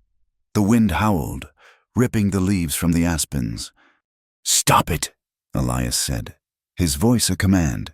He grabbed her, his hands hard on her thin shoulders. This is not your sin. This is theirs. You were a terrified girl, and they were murderers. You survived. That is not a crime. It feels like one, she cried, her voice torn by the wind. She was sobbing now, dry, racking sobs that shook her whole body. I have been living in their life for 4 years. I have been wearing their sin. Elias, they put it on me, and I wore it. I let them. He pulled her against him, his arms a steel band around her, crushing her to his chest. He held her, his body shielding her from the wind and the driving rain. He was not just comforting her. He was anchoring her. He was holding the broken pieces of her together by force of will. I know about guilt, he said, his voice a low growl in her ear. I told you about my brother. I live with it every day. I was his protector, and I failed him. But that was my failure. This was your survival. They took your family. They took your home. They took your name. Do not let them take your mind. 2. Do not let them win. Do not. He held her as the storm broke over them, the rain turning to a deluge. He held her as she wept, her fists clutching his wet shirt. He held her until the last of the poison, the 4 years of lies, finally washed out of her, leaving her empty and shivering in his arms. She was soaked to the bone, her body shaking with a violent chill. He was no better. Come on, he said, his voice thick. You'll die of cold out here. He lifted her. She was impossibly light. He carried her away from the creek, away from her ruined home, to his own camp. His cabin was still just 4 walls, open to the sky. But the lean-to he had built against it, the one that had replaced his slashed tent, was dry. He pushed her inside, into the small, dark space that smelled of canvas and pine. He laid her down on his bedroll and began to build a fire in the small stone pit, his movements quick, efficient, his hands sure. When the fire caught, casting a warm, dancing light, he turned to her. Get out of those clothes, all of them, now! She was shivering too hard to protest, her teeth chattering. She fumbled with the buttons of her wet dress, her fingers numb and useless. He moved to her, turning her around, his touch impersonal, and undid the buttons. He pushed the heavy soaked wool off her shoulders. She stepped out of it, standing in her thin, white chemise, which was plastered to her body, as wet as her dress. He did not look at her. He handed her his heavy wool bedroll blankets. Wrap in these. Get warm. She did as she was told, huddling on the ground, as close to the fire as she could get. He turned his back to her and stripped off his own wet shirt and duster. She watched him. The firelight played over the hard muscles of his back. And she saw them. The scars. A map of his own history, white and puckered against his skin. The war. She thought of her own scars. The ones on the inside. The ones he had just held together by the creek. He wrapped his own blanket around his waist, his chest bare, and sat on the other side of the small fire. The rain hammered on the canvas roof, a wild drumbeat. The silence inside was thick, charged. She stared into the flames, her body slowly, painfully unsought_19F_thawing. Her mind was quiet. The guilt was gone, washed away by the storm. The fear was gone. All that was left was a strange, frightening stillness. She thought of his promise, in the doorway of his cabin. Not until there is no fear. She looked at him. He was watching the fire, his face grim, the scar on his cheek stark in the flickering light. He was a good man, a hard man, an honest man, and he had, in one afternoon, given her back her own life. "Elias," she said, her voice quiet, raw. He looked at her. "I am not afraid," she said. His gaze held hers. He saw no terror in her eyes, no hesitation. He saw only a woman, clear-eyed and whole, looking back at him. "Not of them," she continued, her voice gaining strength. "Not of what they did, not anymore, and I am not afraid of this." It was her choice, her first true choice in 4 years, the final, definitive act of taking her life back from the ghosts. He moved, shifting from his side of the fire to hers. He knelt in front of her, his expression unreadable. "Mercy," he said, his voice hoarse. "You're cold. You're not thinking—" "I have never," she said, "thought more clearly in my entire life." She reached out, her hand leaving the warmth of the blanket, and touched his face. She touched the scar, her fingers tracing the rough line. He closed his eyes at her touch. When he opened them, his gaze was full of a fire that had nothing to do with the hearth. He took her hand, the one on his cheek, and kissed her palm. He unwrapped the blankets from her, his movements slow, deliberate. He did not pull her. He waited. She leaned into him, her hands going to his bare shoulders. He kissed her. It was not the angry, desperate kiss of his cabin. It was a kiss of finding, a kiss of profound, staggering relief. It was slow and deep and full of a feeling that had no name. He kissed her eyelids, her cheeks, her throat. "You are free," he whispered against her skin, his breath warm. "Only with you," she breathed. He lifted her, laying her back on the bedroll. The moment was slow, intense, and charged with every emotion they had suppressed. It was the release of 4 years of terror, of loneliness, of guilt. It was the quiet, devastating, and beautiful collision of 2 souls who had, until that moment, only ever been survivors. It was the end of their isolation, and the beginning of everything. Later, they lay tangled in the blankets, the rain softening to a gentle patter on the canvas roof. The fire had burned down to glowing embers. Mercy was lying with her head on his chest, her fingers idly tracing the scar on his face. "I used to wonder," she said, her voice sleepy and raw, "how you got this." "Shrapnel," he said, his hand strokes _21_King her damp hair. "Gettysburg, I was lucky. The man next to me wasn't." "I don't care," she whispered. She lifted her head, kissing the scar. "I don't care about the war. I don't care what you did or who you were before. I don't care about the scars." She laid her head back down. I only want to be where you are." He held her, his heart full to bursting. "I told you, Mercy," he said, his voice thick with an emotion he did not recognize. "You are my peace. It's always been where you are." He had found his solitude, not in the empty valley, but in her. They slept, a deep, healing sleep. They awoke to the smell of smoke. But it was not the gentle, pine-scented smoke of their hearth. It was the acrid, oily stench of kerosene. Elias was on his feet in an instant, pulling his pants on, his rifle in his hand. "Fire!" he snapped. "Get dressed! Now!" He looked out the flap of the lean-to. His blood froze. It was not his camp. It was hers. The scullery, her last sanctuary, was engulfed in flame, a roaring inferno against the pre-dawn sky. "No," Mercy breathed, scrambling to her feet, pulling on her dry dress, her hands shaking. "No, no."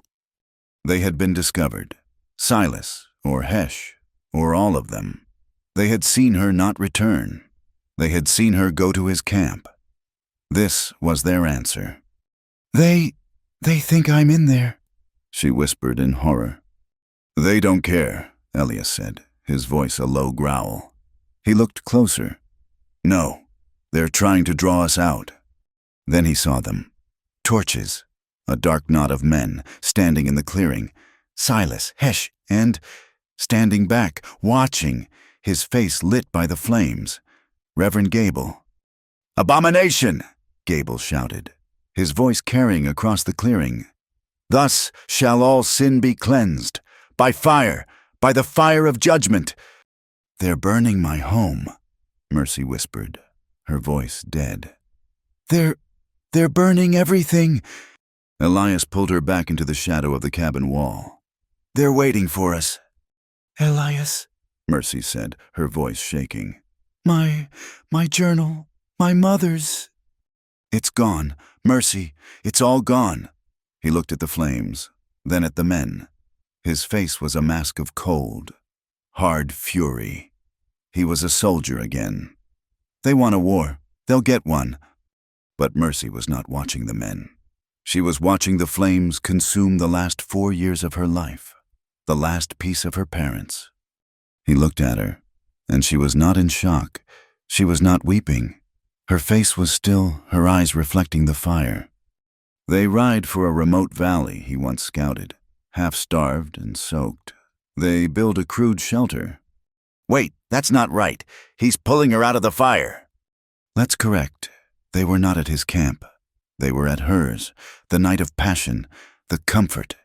It happened in her small, safe scullery. That makes the attack more personal." "Restart the scene." They lay tangled in her narrow cot, in the small, safe scullery. The rain had stopped. The fire in the hearth was embers. She was asleep, her face peaceful for the first time in her life, her head on his chest. He was awake, listening to her breathe, his rifle on the floor next to him. He had found his peace. He smelled it first. Kerosene. His eyes snapped open. He was on his feet, pulling her with him, in one violent motion. "Get up! Fire!" He shoved her behind him. The door to the scullery was already burning, flames licking up the jamb, but the smoke, the smell, was coming from the main ruin. "They're burning the whole thing," he whispered. "They've trapped us." "Elias!" Mercy screamed, clutching the sheet to her chest. She was in her nightgown. He was only in his pants. He grabbed his axe. "The back wall! It's the weakest! Stand back!" He swung the axe, the heavy blade biting into the old planks that separated the scullery from the burned-out house. Wood splintered. Smoke poured in. He heard them, outside, shouting. "Burn the witch!" Silas's voice. "Cleanse the rot! Gables!" He smashed a hole big enough to crawl through. "Go, now!" he yelled, pushing her through the splintered wood. She fell into the dark, charred skeleton of her old home. He scrambled after her, grabbing his rifle and his duster as he went, shoving her nightgown into her hands. "Put this on," he snapped, meaning his duster. They stumbled through the ruin, choking on the smoke, and burst out into the clearing. The entire cabin, scullery and all, was an inferno. In the firelight, they stood, a ring of men, Silas, Hesh, Pike, and Reverend Gable, his Bible held aloft. "Behold!" Gable roared.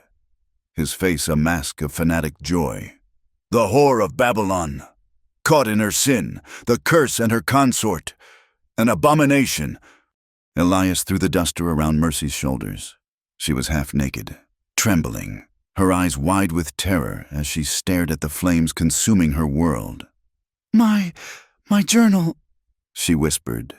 "My everything." "They're gone. Mercy," Elias growled. He leveled his rifle at the crowd. "Get back. You have no power here, soldier." Silas sneered, holding a torch. "You are just one man, and you're not even dressed for a fight." "He's right," Elias said, his voice low. "We can't fight them all. We have to run." He fired a shot over their heads. The crowd flinched and ducked. "Run!" he yelled. He grabbed Mercy's hand and pulled her toward the lean-to. Absalom was braying, terrified. His bay was rearing. He cut the animals loose. He threw Mercy onto the back of his horse, his strong bay, and vaulted up behind her, wrapping his arms around her, the blanket from her bed clutched in his fist. He threw it around her. "Ride!" he yelled at the mule.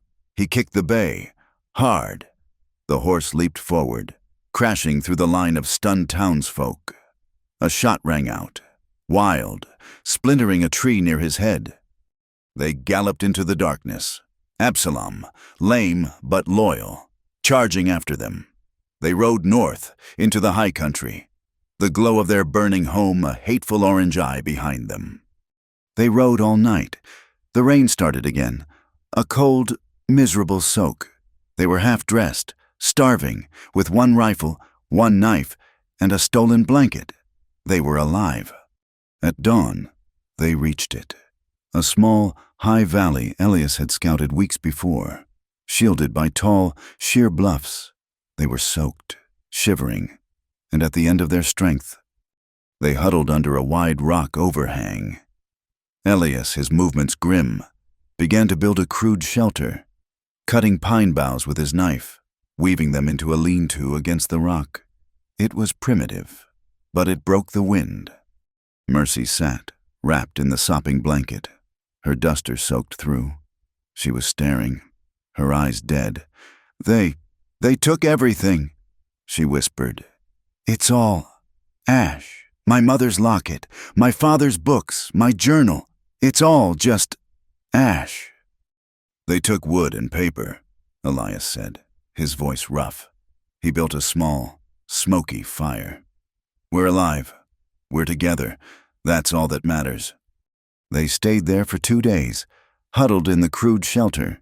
He managed to snare a rabbit. They ate it, half-cooked, their hands tearing at the meat. They were survivors. On the 3rd morning, the shock wore off. Mercy was staring into the fire. Her face was streaked with soot and dirt. Her hair was a wild tangle. She was not the same woman. The cursed girl, the frightened victim, had burned to death in that cabin. "He called me an abomination," she said, her voice quiet, dead. "He stood there and he smiled. He murdered my father. He made me a ghost. And then he burned my home." She turned, her eyes meeting Elias's. They were not soft, storm-gray eyes. They were hard. They were the color of steel. "I am done running, Elias," she said. "I am not going to Cheyenne. I am not hiding. They took my father's life. They took my home. They will not take my name." She stood up, her small frame rigid. "I don't want to run anymore. I want to fight. I want to fight for my name." Elias looked at her, at the woman forged in fire and grief, the woman he loved. He saw her resolve, and it matched his own. He stood, a slow, grim smile touching his lips. "All right," he said, "then we fight." They had chosen their new ground, a high, remote valley shielded from the wind by sheer bluffs, a place Elias had marked weeks before as good for grazing. Now, it was their sanctuary. It was also their prison. They had his rifle, his knife, the clothes on their backs, his duster, one blanket, and the 2 animals. Everything else was ash. The fire that consumed her cabin had burned away the last of Mercy's fear. It had been replaced by a cold, hard clarity. They had tried to kill her. They had tried to erase her, and they had failed. "We cannot fight them with just this," Elias said, his hand on the rifle. He was staring south, toward High Bluff. "Gable, Hesh, Silas, they're murderers, but they own the town. They own the sheriff. We need the law, the real law." "Cheyenne," Mercy said, her voice raw from the smoke. "My father, he was going to the magistrate in Cheyenne." "That's 100 miles. We'd never make it, not before they hunted us down, and we'd arrive with nothing but a story." He looked at her, his gaze intense. "I know a man, in St. Louis. His name is Gideon Shaw. He's a lawyer, a man who understands debt. I pulled him from a burning field ambulance at Shiloh. He owes me his life. If I can get a letter to him—" "How?" she asked. "The mail runs through town." "Not just through town. It runs on the Union Pacific line, 40 miles south. I can get there in a day, post it, and be back by the next nightfall. But I'll have to leave you." The thought of being alone, even for a day, sent a jolt of the old fear through her. She crushed it. "I'm not the girl who hid under the quilt. Elias, I'll be fine. What do you need?" He pulled the small, leather-bound journal from his duster pocket. It was warped from the rain, but intact. He tore a page from the back. He had no ink, but he had a stub of pencil. He sat on a rock and began to write, his large, scarred hand moving with a strange, delicate precision. He was brief and brutal. He named the town. He named the men. He wrote Amos Travers, land fraud, arson, and murder. He asked Gideon to find the federal land charter for the High Bluff Ridges, the one her father must have seen. He signed it simply, Hart. He folded the page. "I'll write out at dusk." He looked at the journal, now missing a page, and held it out to her. "The fire took your words, Mercy, but it didn't take your memory. While I am gone, you write it all down. Everything you remember. The argument, the names, the dates. What you told me by the creek. Write it like you're giving testimony. Because you are." He gave her the rifle. "Absalom is too loud. Keep him tethered. Stay in the rocks. Don't build a fire. And shoot anything that isn't me." He left her with the pencil and the book. He swung onto his bay and disappeared into the pines as the sun bled out behind the bluffs. Mercy was alone. The cold of the high valley settled into her bones. She retreated to their crude lean-to of pine boughs, wrapped herself in the single blanket, and opened the journal. She found the page where he had started to sketch her, by the firelight in his camp, a simple, strong line of her jaw, her eyes looking into the distance. She touched it, a wave of warmth passing through her, and then she turned the page. She began to write. At first, her hand was stiff, her memory fogged by trauma. But as the night wore on, the words came. She wrote down the name Thomas Vance, and the date he'd arrived. She wrote about his arrogance, and how he'd been seen talking to her father. She wrote about the trapper, Samuel Easton, and how he'd mentioned seeing Silas's horse near the ridge where Vance's body was found. She wrote about Jedediah Cobb, and how, just the day before he drowned, he'd told her his father, the blacksmith, had heard Hesh and Gable laughing about fools playing in the river. And finally, she wrote the argument. She wrote her father's voice, full of rage, fraud, "Hesh, you and Gable." She wrote the reply, Gable's voice, cold as a snake, "You will be silent, Amos, or you will be silenced." She wrote until her fingers cramped, until the pencil was dull, until the moon was high and cold. She was not just writing a memory. She was writing an indictment. When she was done, she closed the book. She was no longer just a victim. She was the witness. Elias returned as he promised. Just before dawn on the second day, he was exhausted, his horse lathered, but he was alive. "It's done," he said, accepting the rifle from her. "The letter is on its way east. Now, we wait And we survive. The waiting was a new kind of war. Winter was coming to the high country. The aspens lost their last, shivering gold, and the nights took on a deep, brittle cold.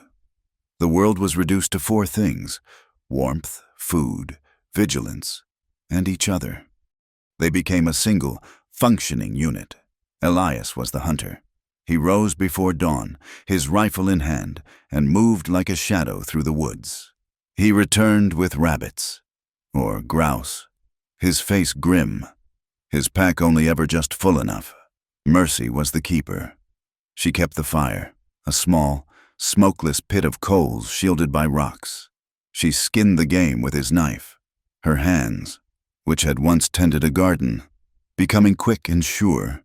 She learned to set snares. She repaired their clothes with sinew and a sharpened piece of bone. They washed their few clothes in the creek, the water so cold it burned their skin. They knelt side by side, their hands red, their knuckles brushing as they scrubbed the fabric on the stones. It was a shared, simple misery, an intimacy that went deeper than words. But the cold was their true enemy. The pine lean-to was not enough. The wind was a blade, and the nights were freezing. The first night after his return, they lay on opposite sides of the small fire. By midnight, Mercy was shaking so hard she could not feel her feet. Elias said nothing. He simply reached across the fire, grabbed the blanket, and pulled her around to his side. He lay on the cold ground and pulled her back against his chest, wrapping his own body in the blanket around her. "Don't," she whispered, her body stiff. "Be still, Mercy," he growled, his voice rough with sleep. "This is not about that. This is about staying alive. Stop fighting me and sleep." His body was a furnace. His arm was heavy across her waist, pinning her to him. She could feel the steady, slow beat of his heart against her back. She was not afraid. She was safe. She slept, for the first time without the rifle in her hands. And she did not dream. This became their ritual, survival. They slept pressed together, a single breathing knot of warmth against the dark. But survival, over days, turned into something else.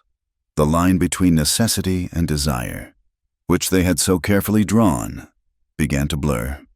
He would feel her stir in the night, her breath soft against his neck.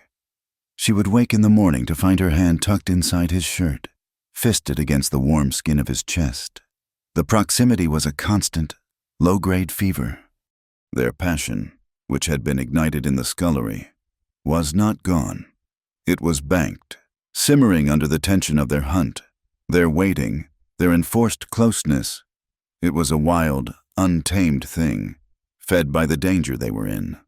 One night, a true blizzard hit, a wall of white that descended on their valley. They were trapped in the lean-to for 2 days. The wind screamed, and the snow piled high, sealing them in a small, dark, cold world. They had little food left, the fear of starvation, of being found, of the lawyer never coming, was a tangible thing in the air. Mercy looked at Elias, his face gaunt in the dim light, his beard growing in, rough and dark. "What if he doesn't come?" she whispered. "He'll come." "But what if he doesn't? Elias, what if it's just us? We can't stay here forever." He looked at her strength, at the fight in her eyes that had not dimmed. He saw the woman who had faced down her own ghosts and chosen to fight. He moved, his hand coming up to cup her face, his thumb tracing the line of her cheekbone. "Then it's just us," he said, his voice low, "and that's enough." He kissed her. It was not the desperate, angry kiss of the cabin, nor the slow, healing kiss of the scullery. This was a kiss of grim certainty. It was the kiss of two people at the end of the world, with nothing left to lose and only each other to claim. Their lovemaking was as fierce and as quiet as the blizzard outside. It was a desperate affirmation of life in the midst of death, a way of proving to the cold, to the men who hunted them, that they were still and profoundly alive. When the storm broke, The tension was gone. They were no longer two survivors. They were partners. Elias took his journal back. Mercy watched as he turned to the page with her portrait. He looked at her, his gaze soft, and then he began to sketch again. He sketched her as she was now, mending his duster, her hair wild, her face thinner, her eyes holding a new, hard-won wisdom. He sketched her hands, no longer soft, but strong and capable. He was recording her, just as she had recorded her past. He was seeing her, and in his seeing, she was remade. It was 3 weeks after he had sent the letter. They were low on ammunition, low on food, and their time was running out. They were checking snares when Elias froze. He pulled Mercy behind a rock, his rifle up. A man was riding into their valley. He was alone. He was not Silas nor Hesh. He was a stranger, sitting awkwardly on a rented mule, wearing a dark wool suit and a city hat. He looked cold, miserable, and completely out of place. He stopped in the center of the clearing and called out, his voice thin in the vast quiet. "Elias Hart, I received a letter. My name is Gideon Shaw." Elias stepped out from the rocks, his rifle leveled. "Gideon." The lawyer looked at Elias, at the wild, bearded man in the torn duster, and at the woman beside him, who looked more like a wildcat than a victim. "Captain," Shaw said, his teeth chattering, "when you said trouble, you were, as usual, understating the matter." They took him to their shelter. They gave him the last of their coffee. Mercy gave him the journal. Gideon Shaw sat on a log, read the journal from cover to cover, and listened as Mercy, her voice low and steady, told him everything. He was a small man, but his eyes were sharp, and he missed nothing. When she was finished, he closed the book. He looked at Elias. "Her testimony is powerful. It's credible. The deathbed confession of Pip, if we can find someone who heard it besides you, is corroboration. But," he said, his legal mind clicking, "it's not enough. Pip is dead. Your word, the word of the consort, against the town's founding fathers. They'll call her a liar. They'll call you an opportunist. We need to break one of them. We need the papers Amos Travers died for." "We go to Hesh," Elias said. "He's the weak one. Gable's a zealot, but Hesh is a merchant. He's a coward." "A confrontation," Shaw agreed. "We don't go to the sheriff. We are the law. We go to them. We bluff. We tell them we have the papers. We tell them we have a federal warrant. We see who breaks first." They rode into High Bluff the next morning, the three of them. Elias, tall and menacing on his bay.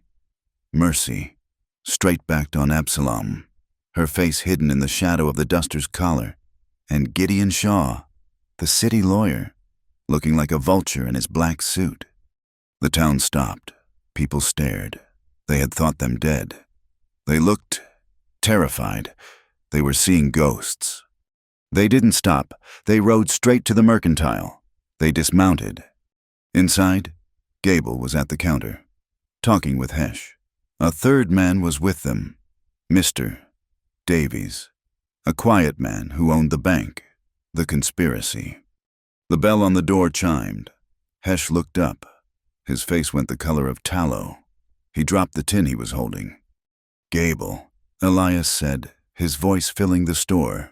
He, Mercy, and Shaw stood in the doorway, blocking the light.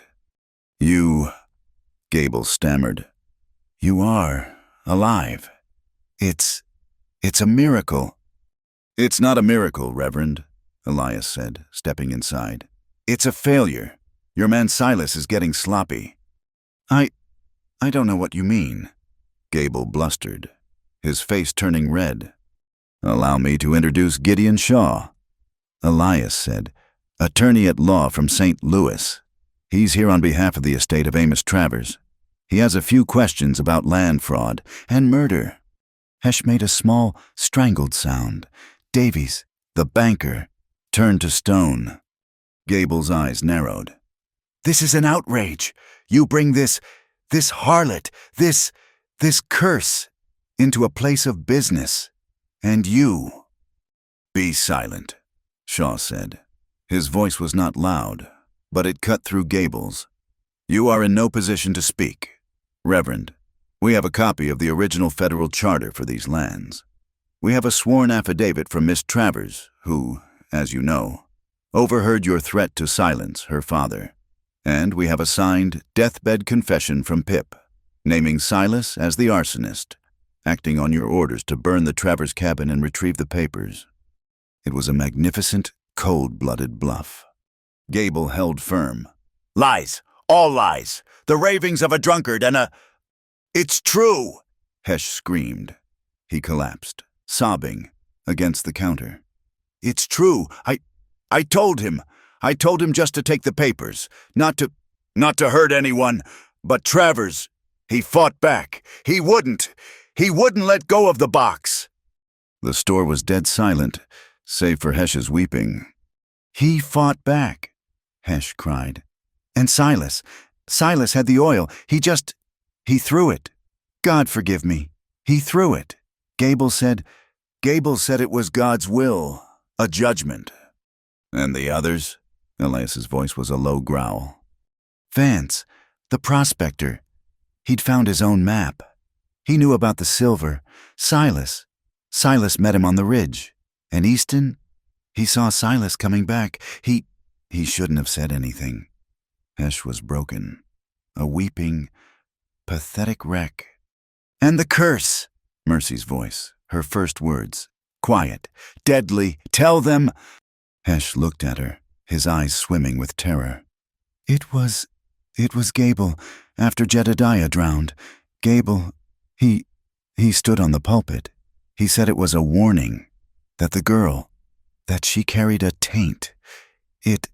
It was a way to keep her quiet, to keep people away. So no one would ever listen to her. We made her a monster, to hide what we did. The confession hung in the air, thick and poisoned. By now, a crowd had gathered outside the mercantile, drawn by the shouting. They were peering in the windows. Elias walked to the door and threw it open. Get out here! Hesh! You too! Gable! He dragged Hesh by the collar. Gable, his face a mask of pure, demonic hatred, followed, his dignity gone.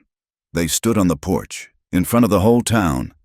Silas was in the crowd, his face pale, already looking for a way to run.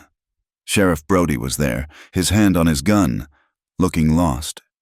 You all listened, Elias shouted to the crowd.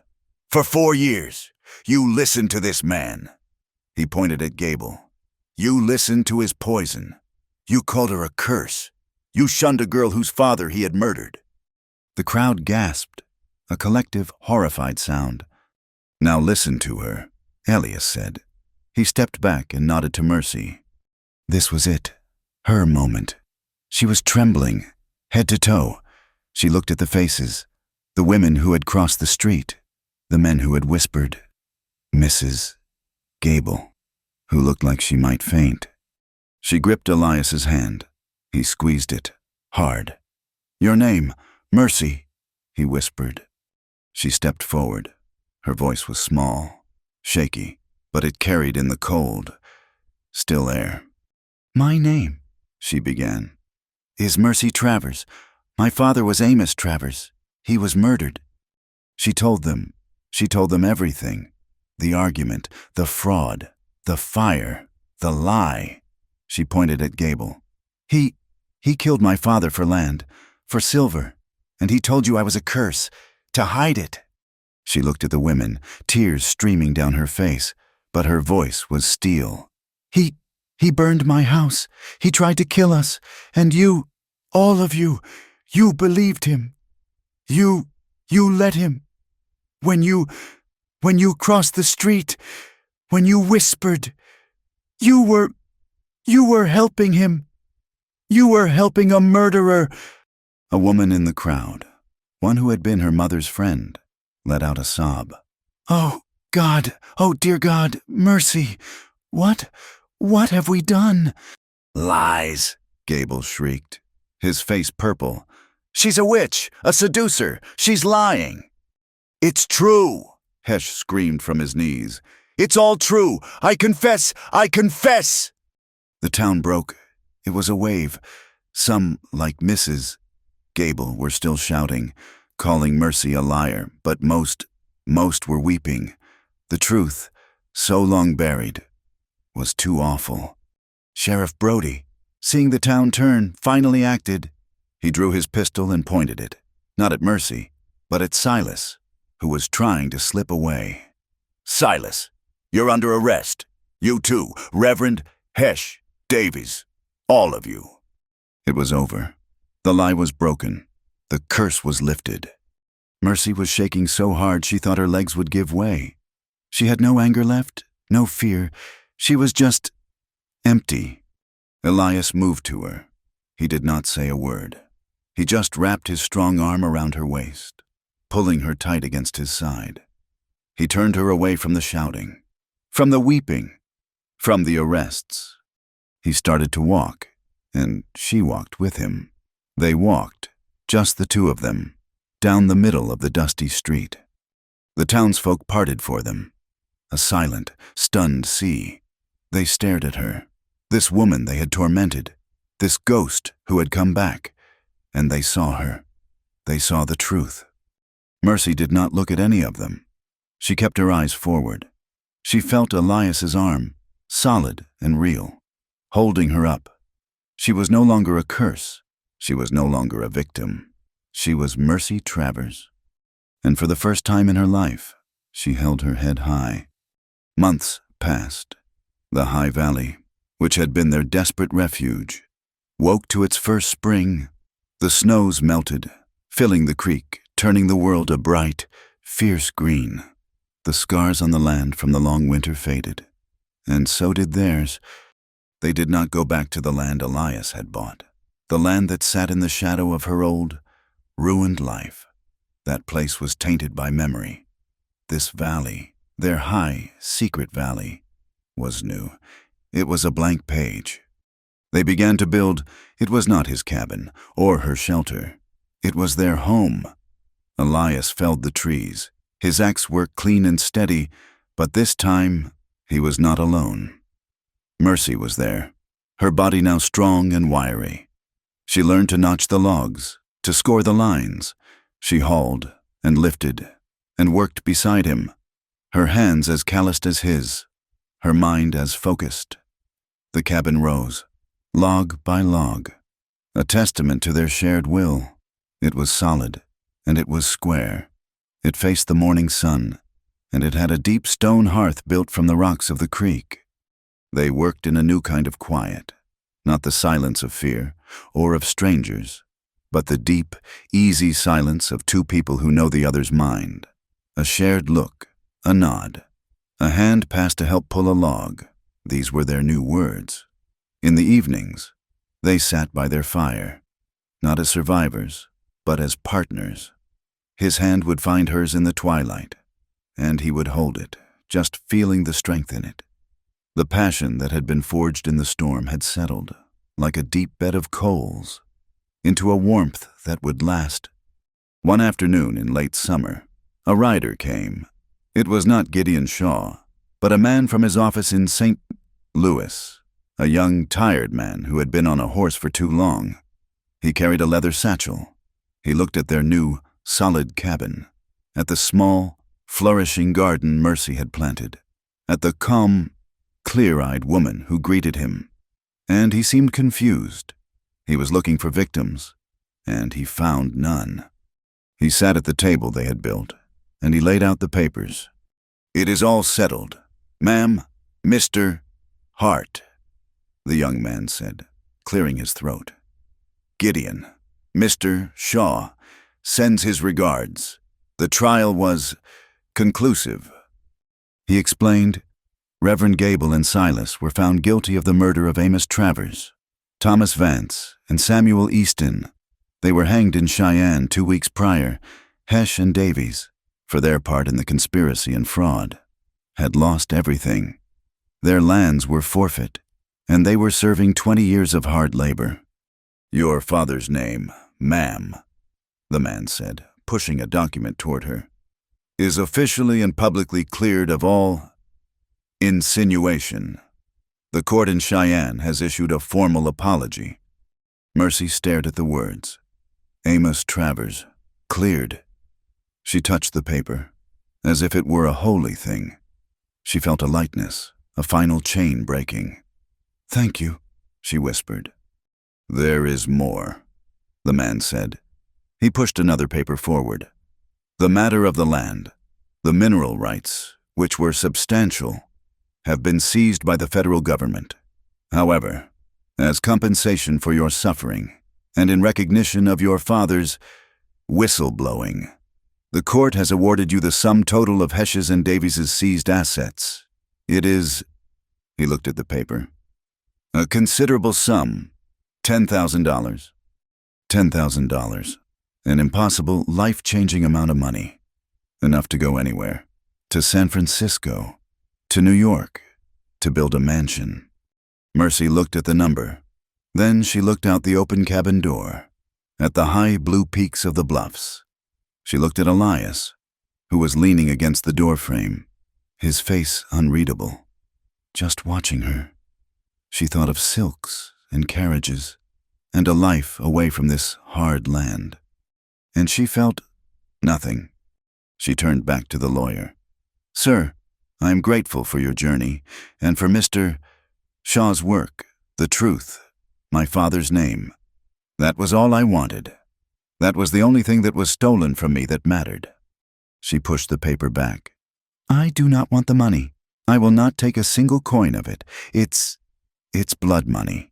It's the price of the land my father died for, and the price of the lie I lived under.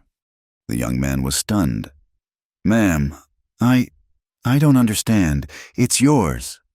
Tell the court, Mercy said, her voice clear and strong, to give it to the church in Cheyenne, if they'll build an orphanage, or a school, for children who have nothing. I have everything I need right here. The lawyer stared at her, then at Elias, who nodded once, a look of grim, quiet pride on his face. This was not a cursed woman. This was a queen. He packed his papers, baffled, and rode out an hour later. Mercy and Elias watched him go. $10,000, Elias said, his voice low. You could have been rich. I am rich, Mercy said, slipping her hand into his. I have a roof. I have a garden. I have peace. He squeezed her hand. So do I. The town of High Bluff was a broken place, with its moral and financial pillars in prison or dead. It had collapsed in on itself.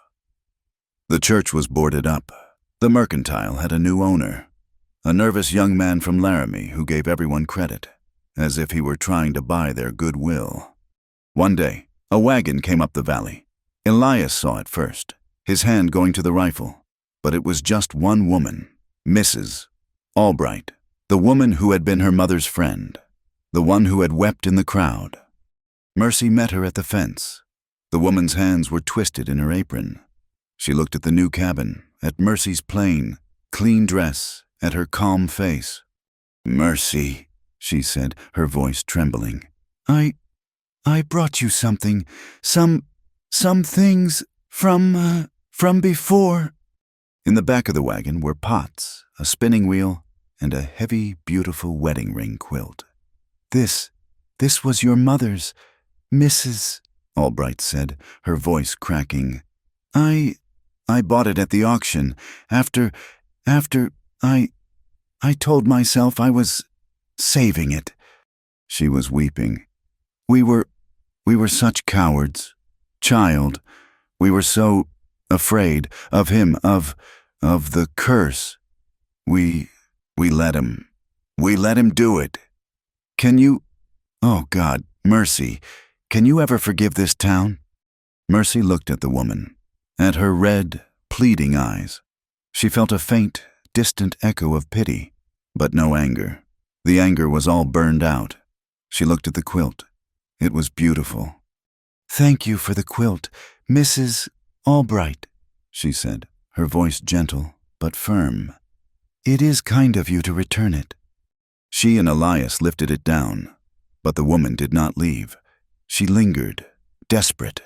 "Mercy, please." Mercy looked at her, and she finally understood. This woman did not want absolution for Mercy's sake. She wanted it for her own. I cannot give you what you want, ma'am," Mercy said, not unkindly.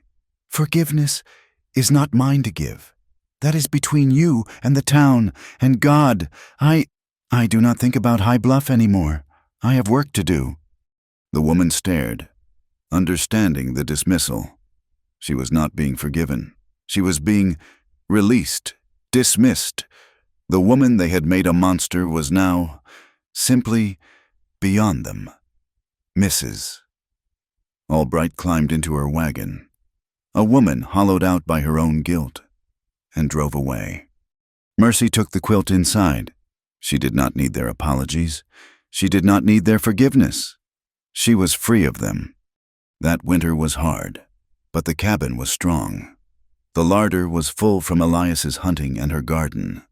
They were truly, completely, on their own. In the spring, Elias took the wagon to Cheyenne to sell their surplus of pelts and to buy the things they could not make: glass for the 2 windows, a cast-iron stove, and seed. He was gone for 2 weeks. Mercy felt the old ache of his absence. But it was not fear, it was impatience. She wanted him home. When he returned, his wagon was heavy, and he was not alone. He was leading a small, sway-backed pony. On its back sat a child, a boy, no more than 6 or 7, with a face so thin it was all eyes. He was silent, his hands gripping the pony's mane, his gaze fixed on nothing. Mercy walked out, her heart catching. "Elias," she said. "His name is Jacob," Elias said, his voice low. He lifted the boy down. The child stood, but he seemed to sway, as if he'd forgotten how to use his legs. I found him in Cheyenne, at the orphanage, the one you... Well, they're building it." He looked at Mercy, his eyes full of a pain she recognized. "His family, they were homesteaders, up on the Laramie Plain, winter fever. It took them all. His mother, his father, 2 sisters. He was the only one. He hasn't spoken a word since." Elias, the man who had come west for solitude, who had fled the ghosts of a lost brother, stood there, his hand on the shoulder of a small, silent orphan. "They were going to put him on a train," he said, his voice rough. "Send him back east, to a factory, I suppose. I couldn't." Mercy looked at Jacob. She saw the same void she had carried for 4 years, the same survivor's stain. She did not cry. She did not coo. She walked up to the child and knelt in the dirt. So she was at his level. He flinched, but she did not touch him. "Hello, Jacob," she said, her voice quiet and even. "My name is Mercy. That is Elias." The boy stared at her. "You must be cold," she continued, "and hungry. I have a fresh pot of rabbit stew on the stove, and I have a crippled old mule named Absalom, who would very much like to meet you." She held out her hand. She did not try to grab him. She just offered. For a long minute, the boy just stared. He looked at her hand. He looked at Elias standing behind her. He looked at the solid, warm cabin. Then, slowly, as if it were the heaviest thing in the world, he lifted his own small, chapped hand, and he placed it in hers. She closed her fingers around it. "Come on," she said, standing up, but not letting go. "Elias will see to your pony." They walked inside. A family, not one of blood, but one of fire, and survival, and choice. A few weeks later, the air was warm, a perfect day of Indian summer, the sky a high, aching blue. The valley was quiet. Jacob was sitting by the porch, his silence now comfortable, his hands busy trying to whittle a piece of wood, just as Elias had shown him. I need to check the line by the creek. Elias said to Mercy, "Ride with me." She knew he was not just checking a line. She smiled. "Let me get my hat." They rode, not as fugitives, but as owners. The land was theirs. In a way no deed could ever make it. They reached the creek, the place where she had broken, where he had held her. The aspens were a riot of brilliant, defiant yellow. They dismounted and stood by the water, listening to the stream. "It's so quiet," Mercy said, breathing in the clean, sharp air. "It's peace," Elias replied. He turned to her. He took her left hand, a hand that had been chapped and scarred, and was now just strong.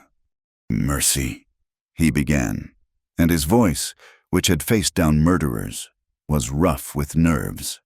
I am not a man of things. I have this cabin, I have this land, and I have a boy who is, well, he's starting to look at me like I know what I'm doing." She smiled, her eyes shining. "You have me, Elias Hart." "That is the part," he said, his own rare, slow smile touching his lips. "I want to be sure I can keep, I want to be sure it's mine, by law, as well as by, well, everything else." He reached into his pocket. It was not a velvet box. He pulled out a simple, hammered silver band. It was not shiny, it was solid, and it glowed with a soft, dull light. I had it made in Cheyenne," he said, looking at the ring in his own palm. It was a silver dollar, one I carried through the whole war. It's not gold, Mercy, it's not silk, it's just all I have." He looked at her, his gray eyes clear and full of a love that was as solid as the mountains around them. "I am asking you, Mercy Travers, if you will be my wife." Tears streamed down her face, but she was smiling. She did not say a word. She just held her left hand out to him. He took it, his hands, which could wield an axe, trembling slightly. He slid the simple silver ring onto her finger. It fit, as if it had been made for her. She looked at the ring, a perfect, unbroken circle. She looked at him, her husband, her protector, her partner. She whispered, her voice thick, the last of the old ghosts rising, only to be banished forever. "They called me a curse." He touched her face, his thumb wiping away a tear. He leaned in, and his lips brushed hers as he spoke, his voice a vow. "But I call you mine." He kissed her. It was not a kiss of fire, or of desperation, or of survival. It was the first kiss of the rest of their lives, a kiss of peace, a kiss of homecoming. And the wind, their old, wild companion, blew through the valley, carrying the sound of the water and the rustle of the golden leaves, and it blessed them, two souls who had survived the fire and the shame and the silence, to build a love that defied everything. Thank you for listening to this story. If you enjoyed it, I would be honored if you would subscribe to From Wild West. I would love to read your thoughts in the comments. And please, let me know where in the world you are listening from.